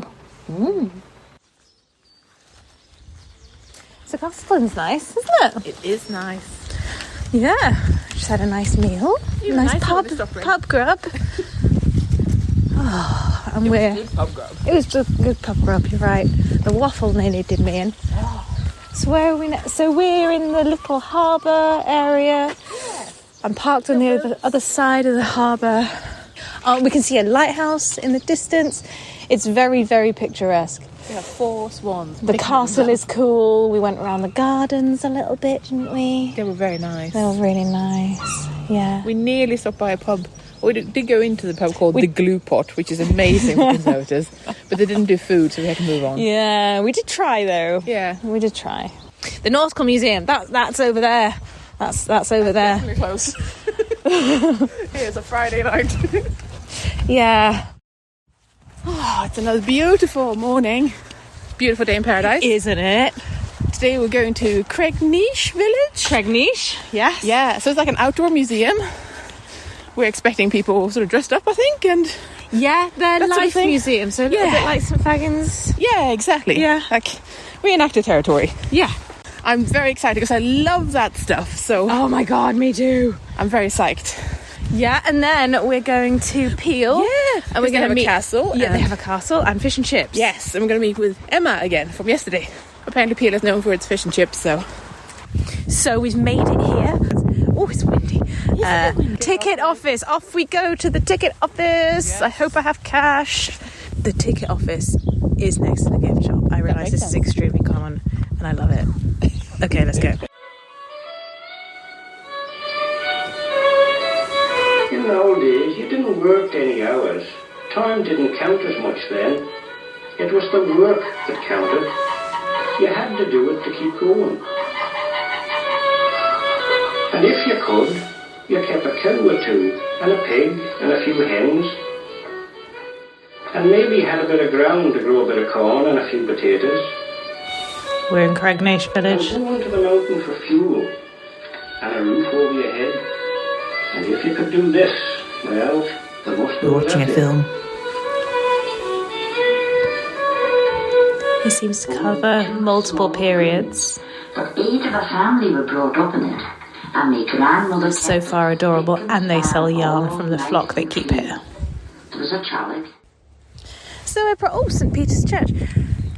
So we're most of the way around the village now. Yeah. We're just going to nip back to Had a lovely time. get some yarn from the sheep that are outside the shop that sells the yarn. We're not robbing them directly. We're paying the shopkeeper money for them. And then we can go outside and wave the ball of wool at them and say, thank you! Which I feel like you will do. I will do that, yeah. So we've just we've gone into St Peter's Church and now we're walking down the road in amongst the wonderful landscape, and we've just seen a carved standing stone. The standing stone cross. Yeah. And we're wondering, is this one of the 210? Yeah, it's one of Chris's ones. Yeah, 210 on the island that he's in charge of. Was it? Oh, we didn't go in here. So this is the joinery workshop. What's it say on our little joiners and smithy workshop? Yes. God, yeah, tools. Oh, the tools are good. Our tools. The tools are good. Oh, it's beautiful. Yeah, very nice. I feel like this is possibly one more for Chris and me versus Chloe and Emma, who will be like, this is a bit dirty, and I'm like, I'm still objects. I'm Yes, still, you know. I know, but much yeah, cleaner and it's a bit tidier than grubby. I wouldn't say that. And what's this one? Is this what we saw? Oh no, this is the smithy. This one's the smithy. Okay, so wow. So that's where the forge was. Yeah, that's the giant bellows. Nice. I love that there's an emergency eye wash station. Maybe this used to be used for like demonstrations, maybe. Or maybe it still is on open days and things. Brilliant. Yeah. Look at that. I love old work tables. They blow my mind. They're like pitted from use. And, yeah, absolutely. It's like an extension beautiful. of the person using them. I love it. Ooh. So we just had a very nice... Sorry about the noise. Just had a very, very nice fish and chips. I'm not sorry. Ha! She's making you listen to this. We just had a very nice fish and chips, didn't we? Yes, we did. Sitting on the seafront in Peel. So beautiful. We're going to have ice cream later. We're going to walk around the castle now. Well, we're going to attempt it anyway. It's a very impressive looking castle ruin. We're going to have a look. What are the black things? Oh, they're Viking longboats, and every year they have a competition. So you have a team, anyone can do it. You just get a team together. Yeah, but it's a day out in Peel, Viking longboat racing. Love it. I don't see the appeal in sailing, to be honest, but I like that other people do. Yes. And heritage sailing has an air to it that I think I could get on board with. Yeah. On board with. Oh. Hey. Shall we walk the walls? Yeah. Or whatever the phrase is. Oh, and these walls are very thick. Sometimes seals hang out here as well. Seals. I see one! Do you? Do I? You might. Yeah, there he is! Oh, look! Hi. Okay, I'm really interested in these pink stones that are sort of around these sort of window slits or something in this wall. Sandstone. Yeah. There is Peel sandstone. Is there? Because they're just like, they're literally just around the little windows. It's not used anywhere else, presumably because it's quite soft. A lot of the houses in Peel are built from sandstone. Oh, nice. It's not very good because it kind of disintegrates. Yeah, I was going to say you can see how it's pitting and, you know. I don't know why they've made the it's windows. is it maybe it's maybe a just repair. decorative maybe? Yeah, it could be a repair. Of course, because there are some up there as well that are not around the like windows. little patches maybe. Yeah. Yeah, there's more up here. Oh, look at how it's weathering away as well. That's fascinating. They're beautiful. Another beach is full of scallop shells because the fishermen dump the discarded shells down a cliff around the corner, and then the tide washes them onto this beach, and so the beach is covered in scallop shells. It's so many. It's astonishing. And it's they've probably been doing it for decades. Yeah. And it's completely built up with shells. I think it's sand underneath. Yeah. But I'm not sure. It looks like it near the sea. Yeah. It's astonishing. I've never seen anything like this. I wonder how far down you need to dig before you get the sand. There's so much. It's so much. Yeah, it's amazing. Okay, we're at House of Manannan. And Just nipping in because it's fun. Oh, the cafe looks nice. oh, they're closing in like 10 minutes. So this is like wedding. Yes, and there's a wedding as well. So we're just being super quick. Very, very quick. Hello. Traders of the Lost Arts, that's why we're here, which is a free temporary exhibition. Open until the 25th of September, if anyone's interested. Ooh, I like the colourful walls. Oh, it's cool though, isn't it? As we were talking about old-timey workbench, yes. And tools on the walls, which I love. Relating to saddle making, I think. Yeah, saddlery. And then there's a saddle suspended. A quote from someone: "Many men tried to make a cart, not many made them." Nice. Oh, what a subtle burn from the past. I really like the way that everything's set up. You know how in really organised people's workshops they have everything attached to the wall? Yeah, it's like that. But it's like for that. Tools of different ages for different functions. It's very really pleasing. Specific tools as well. My final thoughts of the day. Most of them are quite sleepy. And they're doing experimental cooking over fire is exciting. It's slow. Also, we had a lovely time in Peel. The ice cream was phenomenal. Such good ice cream. Yeah. If you ever come to Isle of Man, go there for ice cream. Yeah. Davison's ice cream parlour. Super good. I bought two dress patterns. You did, yeah. Yeah. From the charity shop. I bought so many postcards and a book about ghost stories. You did, yeah. And I bought some Manx yarn, which Yeah. I think I've already mentioned. Yeah? Yeah, it was really good. Yeah, it was a good day. And tomorrow we have to check out and leave this little paradise. Yeah. But that's okay because we're going to head to the north side of the island and we're going to go to the Laxey Wheel. We need to get the ferry. It's more It's like at 7:30. It's 8:15. We've got to be there at 7:30. Yeah. So naturally we are going to be there at 6:30. Because we're anxious people. Because we're anxious people. It's lovely. Could do with a good sleep now. Oh, definitely a good sleep. Yeah. Oh man, we've just packed up, just pushed all of our luggage uphill in a wheelbarrow, so I'm like, nah. Sorry. I did not help. You did offer to, and I was like, no, I do it. I'm a strong woman, so you know, it's my own fault. So we just left the yurt. We said goodbye to our home of 3 days. It's really nice. I would really recommend this place. We are not sponsored. We paid this guy. But like, this is a genuinely really lovely place to stay. And it's a bit sad not coming back here, actually. Yeah. It's a really nice, tranquil place. But we're off on an adventure today on our last day. Incidentally, we're meeting up with one of your friends who happens to be on the island. Yeah, doing a bit of archaeology here and there. It's amazing. As in professionally, but he's not not allowed just- to tell us what it is. Not just randomly digging up something. Yeah. For no reason. And then we'll continue our journey. I know that you have a planned day for us. Oh yeah, itinerary with times an hour allotted for each activity. The perfect relaxing holiday. But I mean, as delightful. As someone who has to plan everything for every holiday, I'm so grateful that I haven't had to do that right now. I feel so looked after in a really weird way.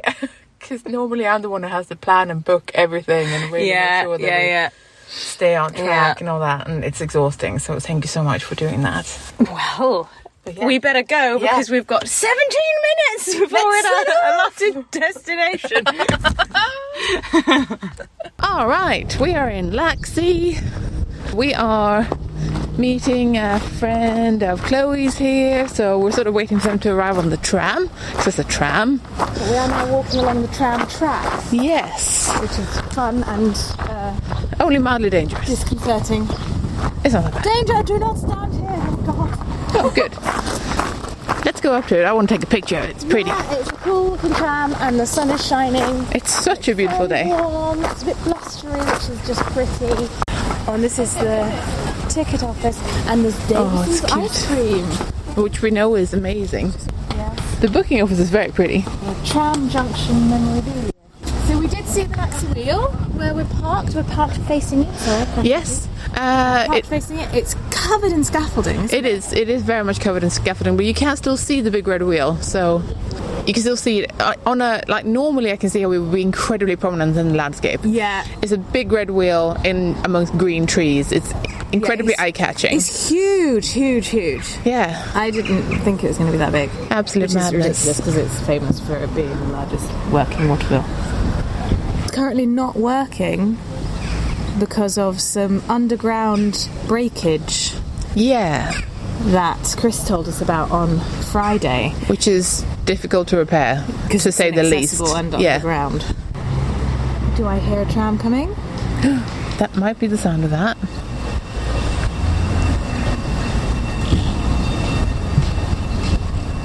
It sounds gently alarming.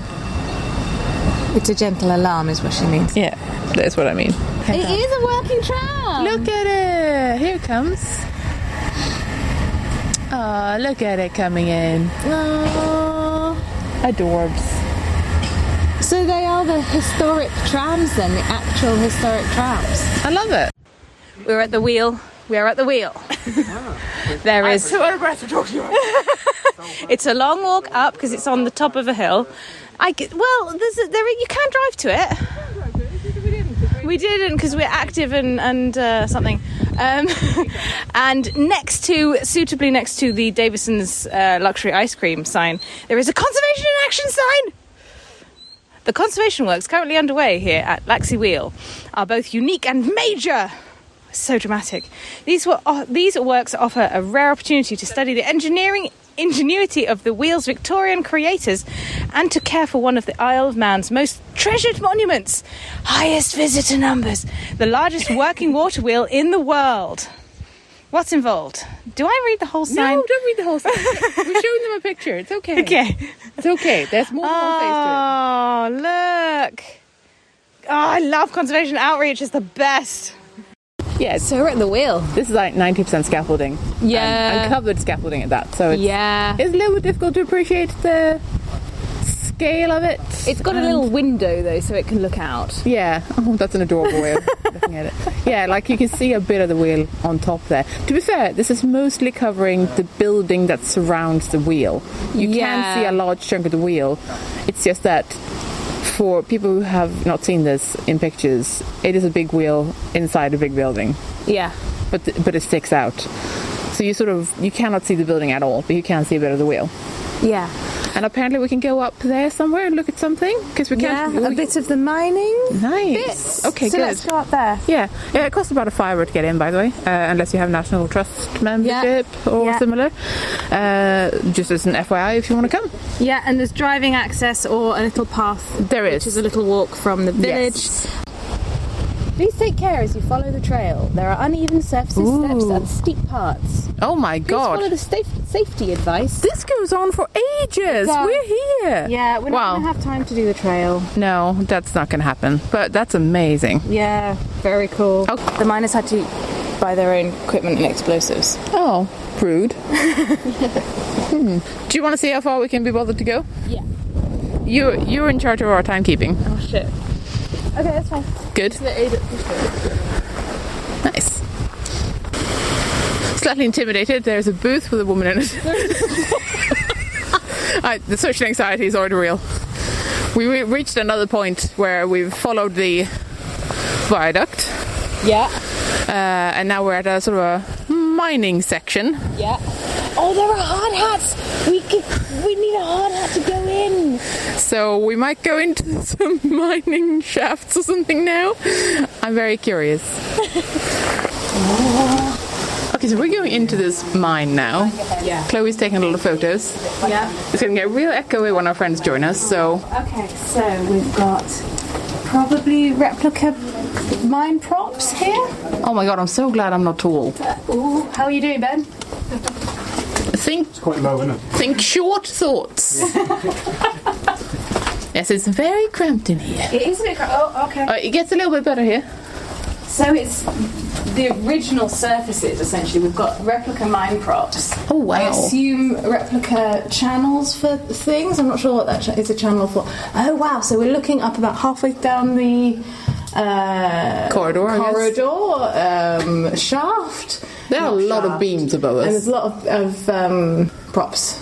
Things. Sticks. And like the thickness of tree trunks, I suppose. If we move along a little bit, everyone else can see. Let's be considerate. Oh, wow, it's really wet in here. It gets real wet fast. It does, yeah. And now I know what the water wheel is for. It is so... Oh my God, it's a little bit claustrophobic. I'm trying. It's muddy and wet, and there's water dripping down walls and from above. And there's plastic safety. Oh my god, it nets. does get properly drippy.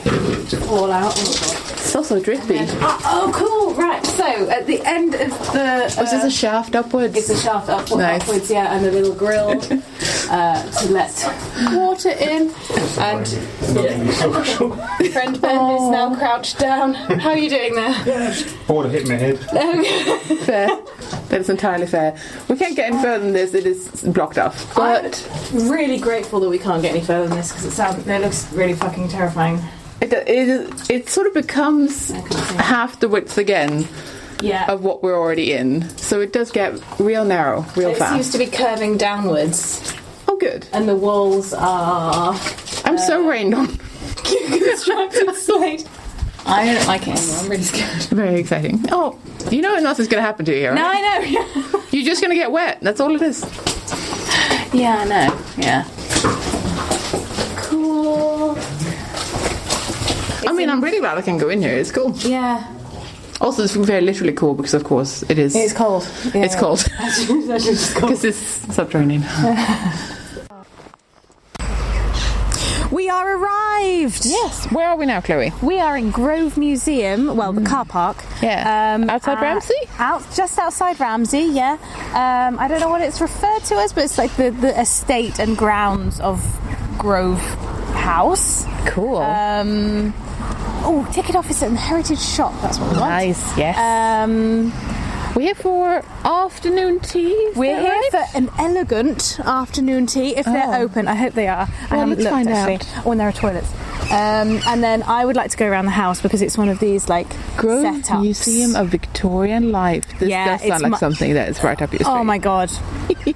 Absolutely. So, yeah, that's what we're doing. Yeah, lovely. I'm super excited. Onwards. Let's go and see. Okay, immense disappointment. The tea rooms are not open. So we'll just have to do lunch somewhere else and do that another time. Ooh, we can't be elegant with an afternoon tea. We can't be. However, we are still going to have an excellent nosy around, and there are so many ducks. Yeah, that does mean that we have longer for the nosy around. Ducks. Because we're going to eat afterwards. Yes. There's so many ducks. Way in. Okay. So it's the sort of traditional, picturesque English gentry landscape. Yeah. The proper names of which I don't know because it was ages since I learned them. But it's what you'd imagine if you saw like a rich person's deer park and country grounds, that kind of thing. That is the sort of thing. And then we've got a sort of well-maintained gardens. Yeah. Some really well-established old trees, and the front of the house. Very nice. Very nice. Oh, yeah. Shall we go inside? Let's go inside. Yeah. Of course. Downstairs we've got this is the dining room, and the wallpaper in here, by the way, is original. No. It's 140, 150 years old. It is looking tender good. loving care. Yeah. It's looking very good. The floorboards are made from timber that he used to put in the floorboards of ships.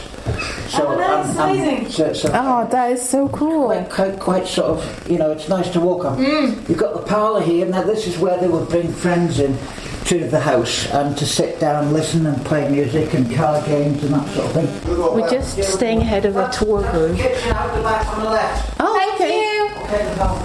He is so nice. I know. So like genuinely, the sweetest. Genuinely, Yeah, he's very to make sure we very, very knowledgeable about the house. knowledgeable and wanting us to really understand. Yeah, who they were. Yeah. Okay, shall we run upstairs? We'll try to get upstairs.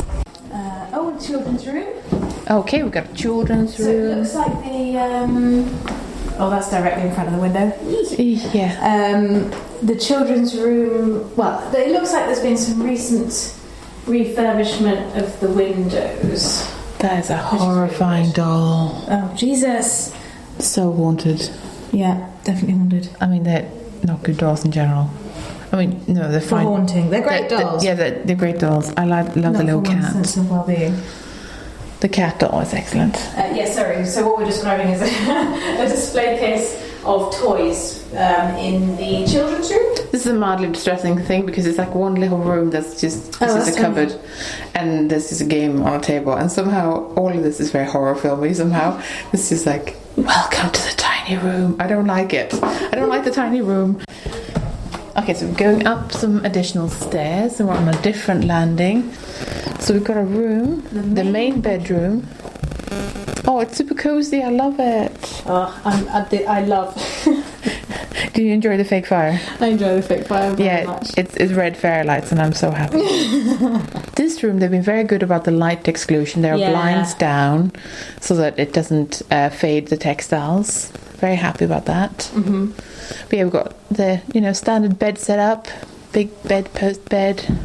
This room was the master bedroom and occupied by each head of the family in turn until they died. Wow, so this is probably then the original furniture for the room. Yeah. For the building. That's so cool. Next room we're in... Ooh, the sewing room. What? Is Sew You. I'm having some nightmares about that lace work. Oh boy. There's quite a lot of shattering going on at that lace work. Yes, that's a lot of very, very sad lace. Let's go into this gallery space here. That's really good. Oh, it is. It's a lot of textiles in here. Very sweet doll's clothing. Yeah. Oh wow, is that a hair bracelet? Oh god, it's very Victorian. Oh yeah, this is a hair bracelet, alright. Victorian jewellery. So this is all the Gibbs family jewellery. Amazing. Oh, and then turning around we've got dress. Oh wow. Costume! I quite like the cases that they're sort of I do. in regular shapes and stuff. The cases are really nice. The lighting is nice. Yeah. I would want to check the light levels, but that's not my job. It's because we like this. It's because we like this. Go in here. So we're back in the servants' quarters. Yes, this is the story of a life in service. It's a lovely, quite plain room, which I like. I like it.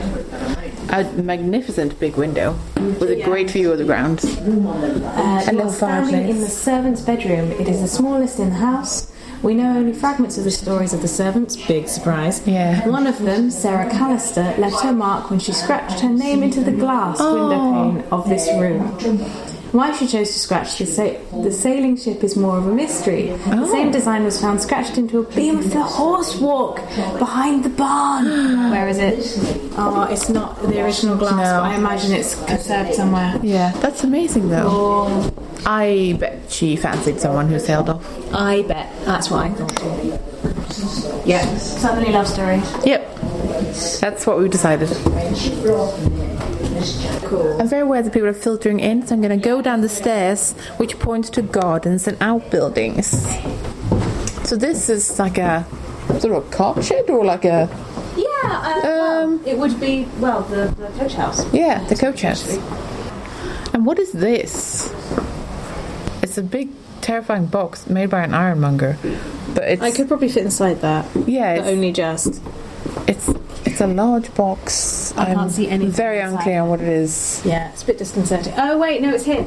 Shower. Oh. The shower would be operated by a servant who No. pumps the handle to recycle the water. That is literally amazing. What? It's an old-timey shower. The tall wooden cupboard is an ingenious Victorian shower for use where piped water was not available. The container on top was filled with water from cans warmed in the kitchen. It passed through a perforated screen to deluge the bather. Amazing. A servant stationed at the handle would pump vigorously to recycle the water. Afterwards, the used water was carried away by hand. Of course it was. Wow. Okay, so we're in the yard now. Yeah, we're in the yard. So we're surrounded by various outbuildings. There are big interpretation signs over there about the family and the gardens. I'm slightly more interested in the buildings at the moment. Yeah, I do like the gardens. Yeah, oh no, we'll absolutely go to the gardens. Oh, yeah, so we went in that way, so this is sort of the exit. So this is the stable that we can access. Oh, classic. They've got Tyvek labels, but some of them have been labelled in... I know it's probably not Tipex, but it looks like Tipex. Oh, yeah, classic. Gotta love old labelling. I know you're not mega fussed by gardens. I mean, I like a garden. A garden is a fine walk. Yeah. Oh, we've got another thing to go into. Oh, I thought this might all be locked, so that's nice. But there's loads of little outbuildings and a little cottage. Yeah, so many. And more beehives. More beehives. So this is a sort of separately fenced off area. Yeah. And it says, please close the gate. So we have to imagine that we are in big crinolines, or, depending on what you feel like, waistcoat and jacket and hat or whatever. I would like the waistcoat and jacket. Yeah? Thank you. Shall we join arms? Okay, fine. There we go. Here we are. And you're escorting me. Oh wait, this is the wrong way around. Yes, that's right. And you're escorting me about because it's a lovely garden. Yeah, and these are the grounds, my lady. Rolls in the Victorian era. Yes. Hang on, wait. I'm in a huge crinoline. I can't go that fast. I'm sorry. Okay, we're slow. Okay. Slow down. Okay, keep the women under control by dressing up like sofas. Sofas and parasols. That's the world. There are many lovely flowers here in like nice little flower beds. Yes, really lovely. Apparently they've done a lot of work restoring this to sort of what the gardens would have looked like back in the day. Yeah. It's a work in progress, but it's very beautiful. Yeah, there isn't any indication of whether these flower beds were in the original places. No. I've never done like the conservation of the heritage garden or anything like that, so I don't... Well, it depends on if they have gardener's plans. This is where I would come to read my letter from the... read my letter in secret from my bow from the ship, and that's why I carved the ship symbol or whatever. Perfect. Yeah, I'd hide here pretending I was picking dock leaves or whatever, and weep gently into the letter that told me that before you have terrible Victorian thing happened to... Before you have to burn it so that it's a secret forever. Yeah, exactly. So that we don't know now. Exactly. Ooh, let's go down that way. Oh, yeah, okay. So we found afternoon tea, and it's in Bride, which is towards the north. Of the island. Yeah. The top end, as people call it. We would not be deterred by the fact that there's no tea room. No. So here we are. Okay, we're finished having our afternoon tea. I'm full of the tastiest coffee cake. Very nice cake. Very, very Super nice. Good sponge, yeah. So right now we're going to go to the absolute northernmost point of the island and look at our lighthouse. Is that right? Lighthouse. Yep. Nice. I'm going to call it the Point of Ayre or Ayre. I mean, Ayre sounds like it's pretty likely. Ayre. I don't know how to pronounce it other than that, I'm afraid. I'm sorry. Oh, I like the church. We weren't really allowed to get close to the lighthouse because it seems to be a private property type job. Now we look very close to it, but close to the lighthouse, but I guess we have to follow this. This is slightly more baffling than I thought it might be. Ooh, foghorn. Ooh, wow. Look at that. I don't think I don't feel like I've ever seen one. No, I assume it's a foghorn. Okay, well this is clear where people are parking, so that is something. The sea looks really choppy. Oh, it does. I'm not sure I fancy the boat, but I have no choice but to go on we're going to be in a ferry later. It's going to be great. Ramsey Marine Nature Reserve. Ah. Okay, so nice. I don't know that we're allowed to go onto the beach. I have very strong feeling that we're not allowed to wander down there. Perhaps we should go and look at the signs. How about we read the sign thoroughly and figure out where to go from there? Yeah.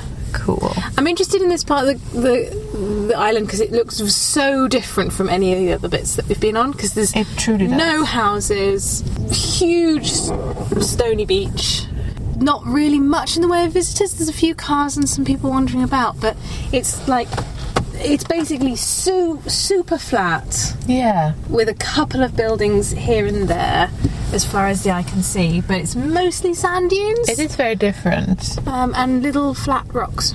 And there's the lighthouse, which seems to be very don't go here. Standard lighthouse fare. We'll figure something out, folks. We'll get back to you. Do enter the fenced areas. Oh, don't be on a lead until 2nd of August. If Arctic terns attack, you are too close.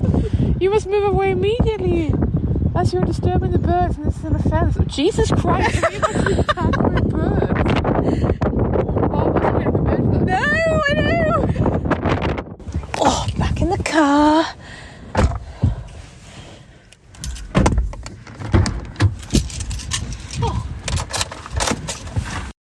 We are going to go and have a look at Milntown House and Gardens, which we considered for tea, afternoon tea, but they were all booked up and they looked like, would you like champagne with that? And there's a shoe code. So we'll, we'll see if we're allowed in the house. We'll see if we're allowed in. I'm sure it's not that bad. So we have arrived at Milntown Estate. It is very close to closing time, so I don't know if we'll get in or not, but it looks amazing. So it's about 36 minutes. It is 36 minutes until closing time. So they may not let us in, but we're going to try it. Yeah. Entrance. So I feel bad about using any of that conversation in the episode. So it was just a very nice lady telling us that actually the house is only open on certain days, and it's like a tour, so it's not really you can run around on your own, which is fine. Yeah. And technically we've also missed the window for the garden being open because they close at the last admittance is 4. But we're going to nicely ask if we're allowed to wander around because it's a nice day. Well, I think that's what you call failing very successfully. Yeah, failing upwards. Or sideways, maybe. I don't know. It's a maybe. Yeah. It's a maybe. So, we're allowed to just go. I don't know what... Because there's no, If we're caught and shouted at... gate. If we're caught and shouted at... Yeah. I guess that's... Because it's closed, it's the admittance thing that closes. Oh, look at that. This is actually an extraordinary garden. Just fully putting your head in a bunch of roses. Come and snuff it. Okay, I will. Well, it's very roses in my grandmother's garden sort of thing. I mean, look at that. Just like the building in the background. So what I'm missing is any sort of historical context, but I feel like that's not the point of the... I feel like it's a nice experience rather than here come and consume some history. Bathhouse, information centre. Unsurprisingly. Yeah. But it's nice to know that exists. Yeah. This is sort of classic garden to me, where it's like the laid out stone paths and sometimes gravel paths, the little benches. Yeah, structured. The insane rose bushes. Yeah. Really structured, sort of symmetrical gardens around a central point where there is seating. Yeah. I've really come across as someone who doesn't like gardens, and that's not what I mean at all. I like a garden, but I don't understand them. I think the problem with being someone who loves wild things is that I'm like, nature is great, isn't it? Why is it so neat in here? What is the point of this? And I feel like I am slightly suffering from that. But this is lovely. Yeah. Giant thistle, part of the artichoke family. You know what? That makes a lot of sense when you say it, but I'd never considered it before. I might be completely wrong. There is a fig tree over there. And more little cute seats. How is everything so incredibly beautiful? I'm just fully stepping in here to take a photo because it's beautiful.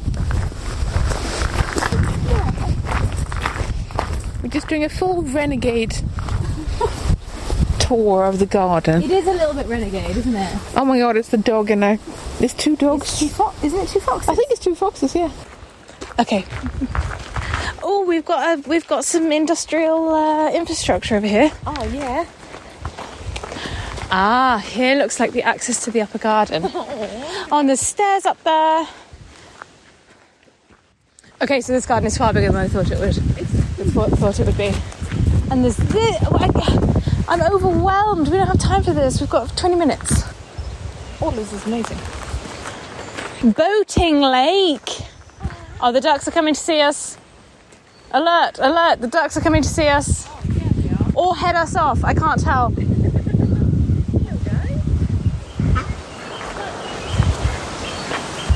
Hi. Meet. Hi. You look attack us like Arctic terns, are you? Start over. Shall we walk this way? Oh, it's like a bridge over here. Yeah. It is enchanting. That's the word. What I don't know is whether it's enchanting. The enchanting nature is historic, or whether this has been constructed. Oh, the maze. Oh, we're not going in the maze. No, we're not going in the maze. But there's an actual maze. Oh, Ilium Doan of the cap that we saw at the start of our stay, that had its silk crepeline overlay. Yes.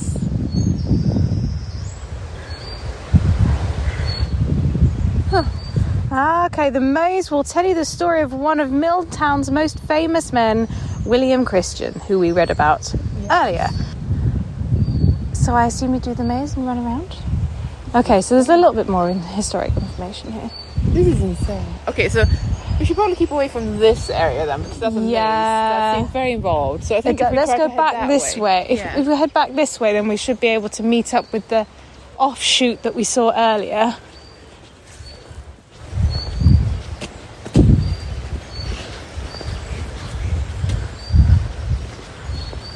I'm lost. Maybe this way? Maybe. Should we go off that way? Yeah. That feels safe. Yeah. Oh, this place is so big. It's huge. This is amazing. Guys, if you're ever on Isle of Man, you should go here. Yeah. It's really lovely. So is it Wednesdays and Saturdays? It's open with tours of the house. But you can come to the gardens the other days. Yeah. But please don't leave it so late. Arrive by 4. Yeah. Because I'm guessing we'd have a map if we'd arrived on time. But they're so kind to let us in on those little secret places to have food. There are a lot of curious critters in the undergrowth. There are. And I'm liking the big trees. Yeah, they're very beautiful. So some of it's really, really structured and some of it's just trees with... Oh, should we follow that path or should we carry on? Yeah. I don't know. It's a good noise of it. What's through? I'm just going to stick my head through the hedge to see if I can... I'll try.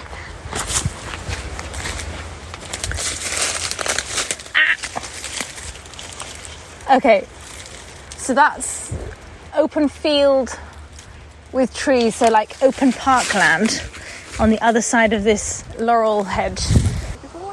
I loved it. Well, that was lovely. That was lovely. What an adventure that was. I feel a little bit bad walking on the grass. It's that kind of place. Yes, for sure. Because we're on the ornamental greenery of the... Yeah. And now... It's to Douglas. Yes. For dinner. It's nearly 5. We've got, well, an hour and a half until there's an hour before check-in closes. Yeah. So we will obviously be there by then. As very anxious people who like planning. Yeah. Right. Amazing. To Douglas. Okay. We've now inhaled some food. Yeah. In a very busy restaurant because nothing was open aside from that and like 2 other things in town apparently, which is fair. It's a Sunday night and right now we're waiting to check in at the ferry terminal. Yeah, I got us a bit stressed and I'm sorry about that, Jenny. No, it's okay. I understand how it is, you know. If I'm ever going on a flight with someone, I apologize in advance because I am also incredibly tense when it comes to that sort of thing. My other half is very happy to be late to things, and I am happy to be about 3 hours early. Yeah, and we were only 50 minutes early. Yeah, so that was which really is borderline stressful. unacceptable. Borderline unacceptable. They've only just actually opened the big metal gates to let people actually check in. Yeah, that's how early we are. Yeah, I know. But so early. So we are on the Ben McCree, nearly home in Heysham. We're sitting in a corridor. which is why you can hear so many squeaky doors. but also the gentle clickety-clack of Chloe's needles, because she is knitting. What are you knitting? I'm knitting a sock in the round. It sounds impressive, but that's the only thing I ever knit, because I don't need a pattern for it. So I just make it up as I go along, and then hope that I can remember what it is I did for the other one. Fair enough. Yeah. But it's a very sleepy crossing this time, isn't it? It is. Most people seem to be snoozing gently. There was a beautiful sunset. Yeah. I know, I'd recommend going at this time of night. Yeah, It's lovely. it's nice. So it's 12:30? No, 11. It's 11:30 now. 11:30 at I was night. hoping that we'd be a bit closer by now, because last time we got in really early, didn't we? What's been your favourite thing about the whole trip? Oh, I really liked hanging out with the Manx Heritage guys. Yeah, that was nice. That was Thanks, really guys. nice. That was really, really nice. And I really liked just going for a really having a chill day with him on the Saturday. That was really nice as well. That was very good.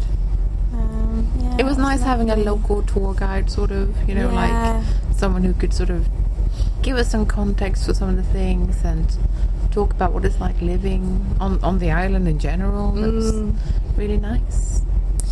I enjoyed the Grove Museum a lot. Yes. I thought that was way up my street. I had a surprising amount of fun running around the garden with you today. Yeah. Yes. Yeah. Surprising because you're not wild keen on gardens rather than... Yeah. It's surprising because I was really down on gardens when we sort of went in, or when we looked around the garden and around Grove Museum. I think it was a bit like, ugh. All these tame plants. No, I love plants. It's more of a, I don't know. It's not your bag. I think it's more something about tidy lawns that really annoys me, and I don't know, there's just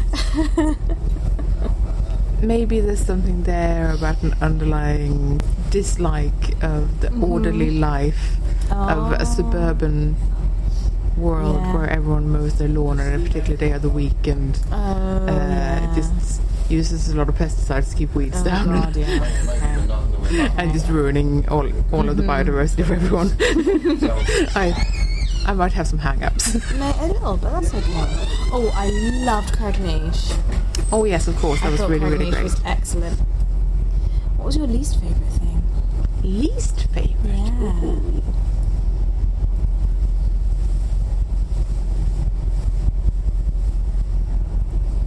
Oh, I'm having to think really hard about that. That's good.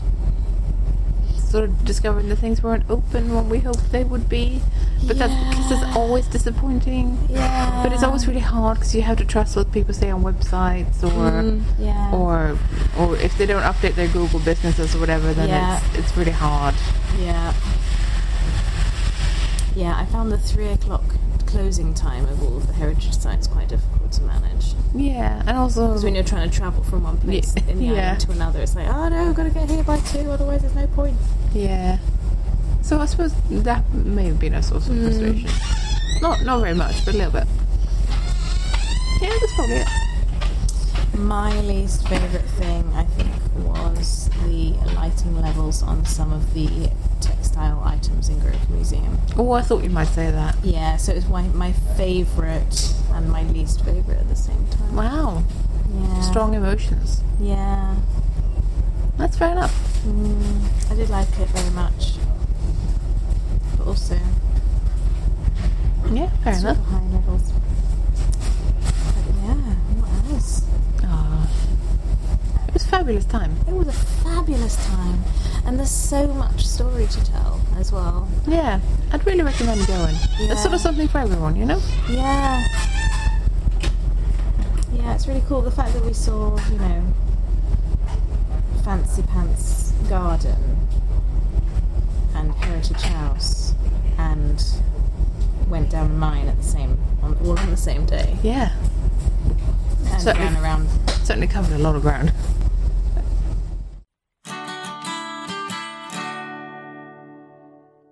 If you're enjoying the C Word and would like to support our work, then please consider becoming one of our patrons. For as little as $1 per month, you can help us keep our episodes online and more of them coming. Patreon helps us meet our regular costs for the show, and also to plan ahead so we know roughly how much of a monthly budget we've got. That's super helpful when you're trying to do something special like buy a better microphone or save up to go to a special event. Your support also helps keep us free of advertisement. In return, our supporters get access to our archive of extended episodes, which you can only access on our Patreon page. Yeah, for that $1 a month, you get a little extra audio enjoyment. We've crunched the numbers, and it's about 10% extra content on a regular basis. Well, that's not bad for less than a cup of coffee, eh? If supporting us sounds like something you'd like to do, then head over to patreon.com/thecword and join our bunch of absolute champions. Thanks for listening. We're The C Word, and you've been listening mostly to Kloe Rumsey and Jenny Mathiasen. Join us next season for more amazing content about museums and heritage. In the meantime, you can check out our website at thecword.show, tweet us at The C Word Podcast, or simply email us on thecwordpodcast@gmail.com. The intro and outro music is Spring by Didi Music, used under a Creative Commons Attribution license. Additional music and sound effects by Callum Robertson. This has been a Wooden Dice production. The